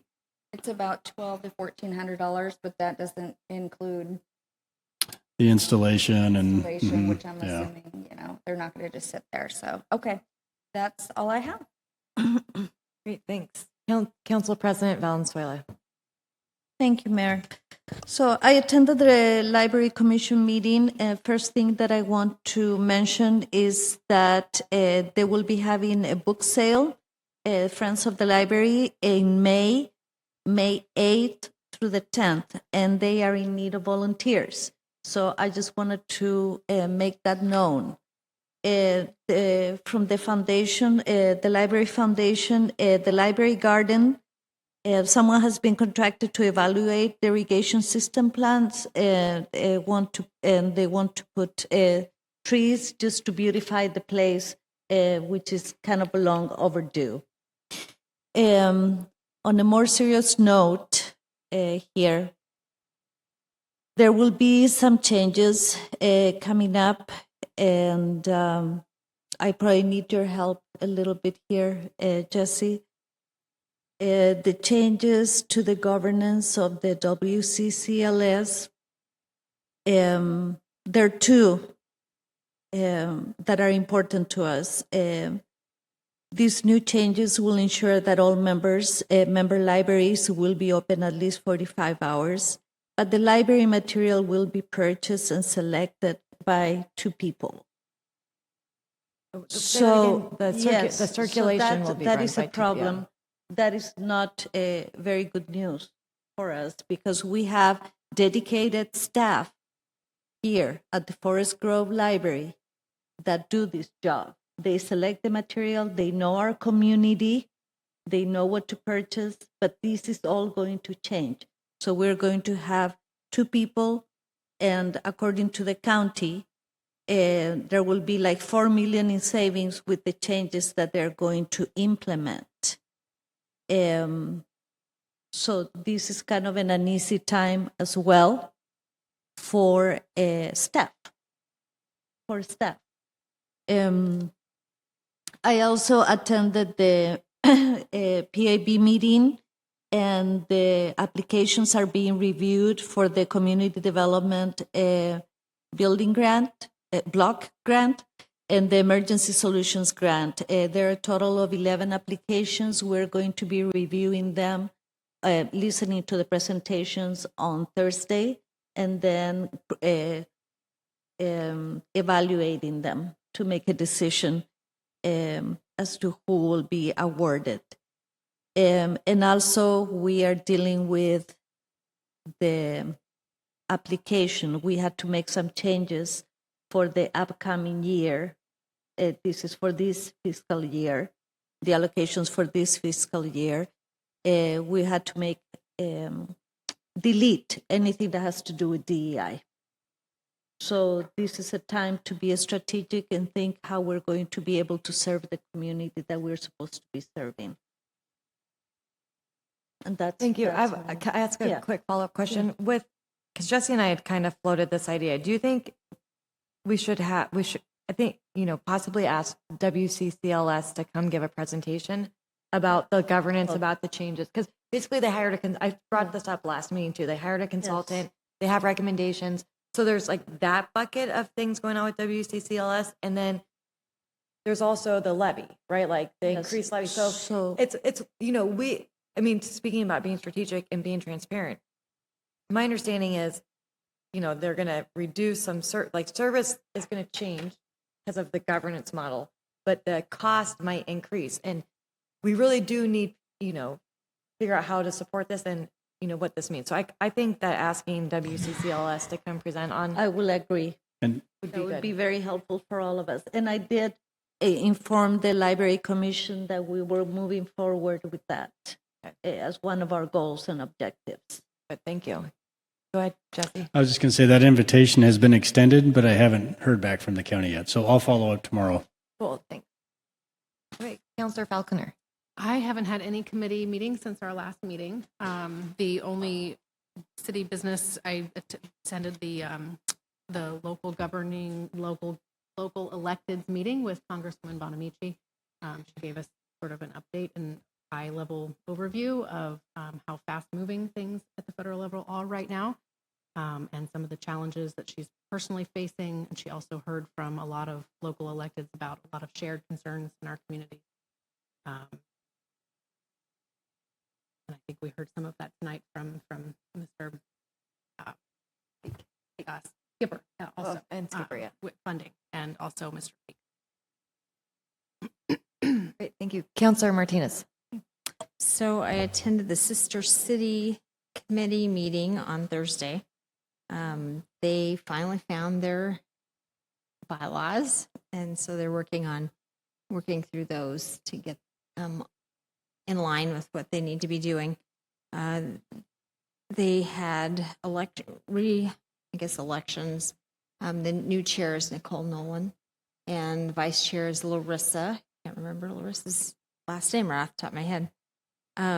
Also, they decided on the dates for the delegation to go to Japan. That's July 1st or 2nd. They don't have those necessarily pinned down, but July 1st or 2nd to the 7th or 8th. There is a festival that's going on at that time. And the applications should be online soon if they're not online already.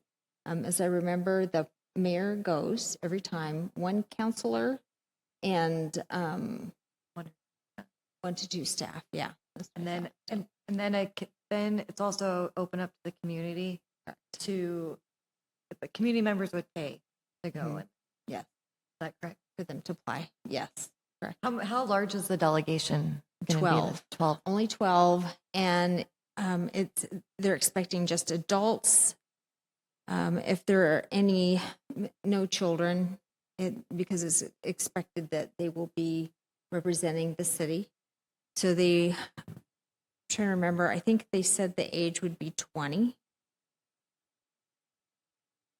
would be the youngest person to go. They can't really call them a child because that's not really a child. But Right. yeah. So that's about that. Cool. Thank you. Do I get through it? Yeah. Okay, so city manager report, please. Thank you, Mayor. Were you going to report on the teen zone? Yeah. Okay. Okay, just a few updates. The website has been updated with 2 new pages, one about the police facility and the upcoming ballot measure in May. The other one is regarding an inclusive city that includes resources about Know Your Rights and the Oregon Sanctuary Promise Law. Both those pages have been added and are online now. The quarterly newsletter, which is the city's printed newsletter, it's mailed to approximately 10,000 residences. That's being made right now and will go out in mid-March. Police is teaming up with communications to hold 2 upcoming community events about the police facility. The first one is on Saturday, March 29th. That will be a coffee with a cop plus station tours at the Forest Grove Police Department. And then also there's another one, that's between 10 and 2 on Saturday, March 29th. The other one is Saturday, April 12th from 9 to 11. It will start at Papa Floyd's and then also include a station tour as well. So the outreach regarding having the community look at the police facility, the existing police facility, is well underway. There was a third one, but I think it was clear out in May, and so there'll be more to follow on that. The Glow Up Project, the Downtown Glow Up Project, this is the one that includes trees and lights and redoing the grates and the bricks. That is out for bid. The closing date and the bid opening is going to be this Thursday. So more information to follow on that. The police department hired Tanya Varula as our newest police officer. She will enter field training this week. She has passed the state training process and now will be doing the local training, which is called our Field Training Enhancement Program, I think, FTEP. Light and Power sold some clean fuel credits, and with the proceeds, we'll reopen the EV charger program soon. So look for more on that. That'll be on their website. It will probably launch sometime in the first part of March. So for those of you that have purchased an EV charger, look for more on that for the Light and Power website. Just as a friendly reminder, The way that the city receives clean fuel credits is anytime that someone purchases an electric vehicle in light and power territory, we receive some credits from the Oregon Department of Environmental Quality. Oregon State Fire Marshal Office and the Oregon Department of Forestry are teaming up to bring a free 3-part series entitled Wildfire Ready 2025. It's sponsored by the Tualatin Valley Soil and Water Conservation District.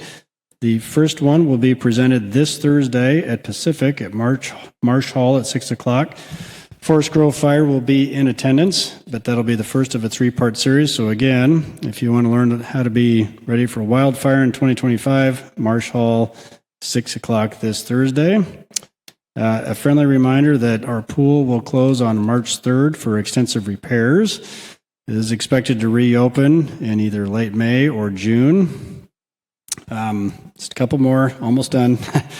Sign up for spring break and spring recreational programs will open this Wednesday at 6 a.m. on the city website. Again, that's the sign up for spring break and spring recreational programs will open Wednesday at 6 a.m. on the city website. And then the 2 last ones is Stites Nature Trail is open and accessible. Interpreted signage will follow. So the trail that goes around the east side of the park and across the swale and then back, it's now a full loop. So it's all done and open. And then last but not least, we know that several of our residents here this evening have experienced some power outages. We've had several downed trees, and those downed trees have resulted in broken power poles. Light and Power is still on the scene now. They are addressing all of them. We are aware of all of the instances where power is out. The biggest area that was affected was between 23rd and 24th and A and B. I've been in communication with Keith Horman, our Light and Power Director, and if it's not already fixed, I can assure everyone it's in the process now. So that concludes my report. Thank you, Mayor. Thanks, Jesse. We have such a good light and power department. I just feel so lucky because our light and power hardly ever goes out. And when it does, they're so quick to respond. So I have gratitude to them. And then also, as I was looking at my notes and just reflecting, I'm going to get a little sappy just briefly, but we have just such a good community of humans and volunteers and people who show up for one another. And I think, I just want to say thank you to all of you that do. I just think it's amazing because we all are so busy and so extended, and to choose to continue to show up for each other is great. Okay, so after last meeting, I had a fundraiser at VEX. And I just would like to say that it was very successful, and we raised $662 for Unified Sports. That was almost double what Chief Ryman raised. Not that it's a competition, because as I said that night, it's not a competition because I'm going to win. So there's really no competition. But I want to talk about VEX really quick and about Unified Sports. It's really important that we, there's this downtown supporting of downtown businesses. I will tell you, Friday nights, it's really easy for me to go out, right? I'm exhausted. I don't want to cook food. I'm going to go out. But it's really those Tuesday, Wednesday nights that our downtown businesses need us to show up. And then even thinking about too is the farmer's market's great. It gets us downtown. But so often I go to the farmer's market and I buy from a vendor. I buy from, I get some fruit. I get some vegetables. But also, visiting downtown businesses. And then Unified Sports has just been a huge program for inclusion. And so when we talk about communities that we want to see in inclusion, I think Unified Sports walks the talk. It's live unified and that we're always better together. It was really fun. The following night, I got to present them the money, and they were playing a basketball game. It was so good. It was literally the best thing for my heart. I also attended Congresswoman Bonamici's prior to our town hall, the electeds, and Councilor Falconer spoke on that, so I will skip it. The Forest Grove High School is hiring a new principal, so I participated as the mayor on one of their focus groups, and I think it's just another example of partnerships and working together. I went and attended Hillsborough State of the City on Thursday the 19th, and that was Mayor Beach Pace's first day of the city, and she did a fantastic job highlighting all the great things that Hillsborough grows. That was the thing. Hillsborough grows great things, and she's doing a great job. On Saturday, I went and spoke at a women's education group. I think they're called PPE for a couple hours. And that was really cool because it gave me some practice for my state of the city, which I just want to remind everyone. Well, I'm just being honest. Like, right, you know, you need a rough draft, you need to prepare your notes. And so State of the City is going to be our next council meeting on March 17th.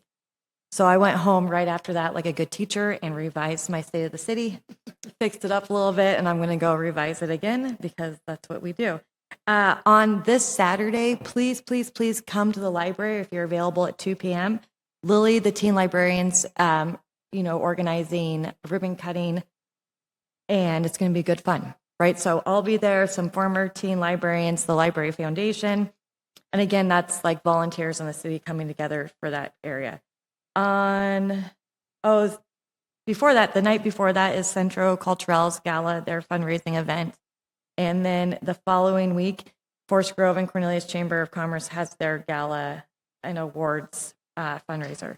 The other thing I just want to put on your radar is that Washington County Commission is going to do an elected, like a meeting about their budget.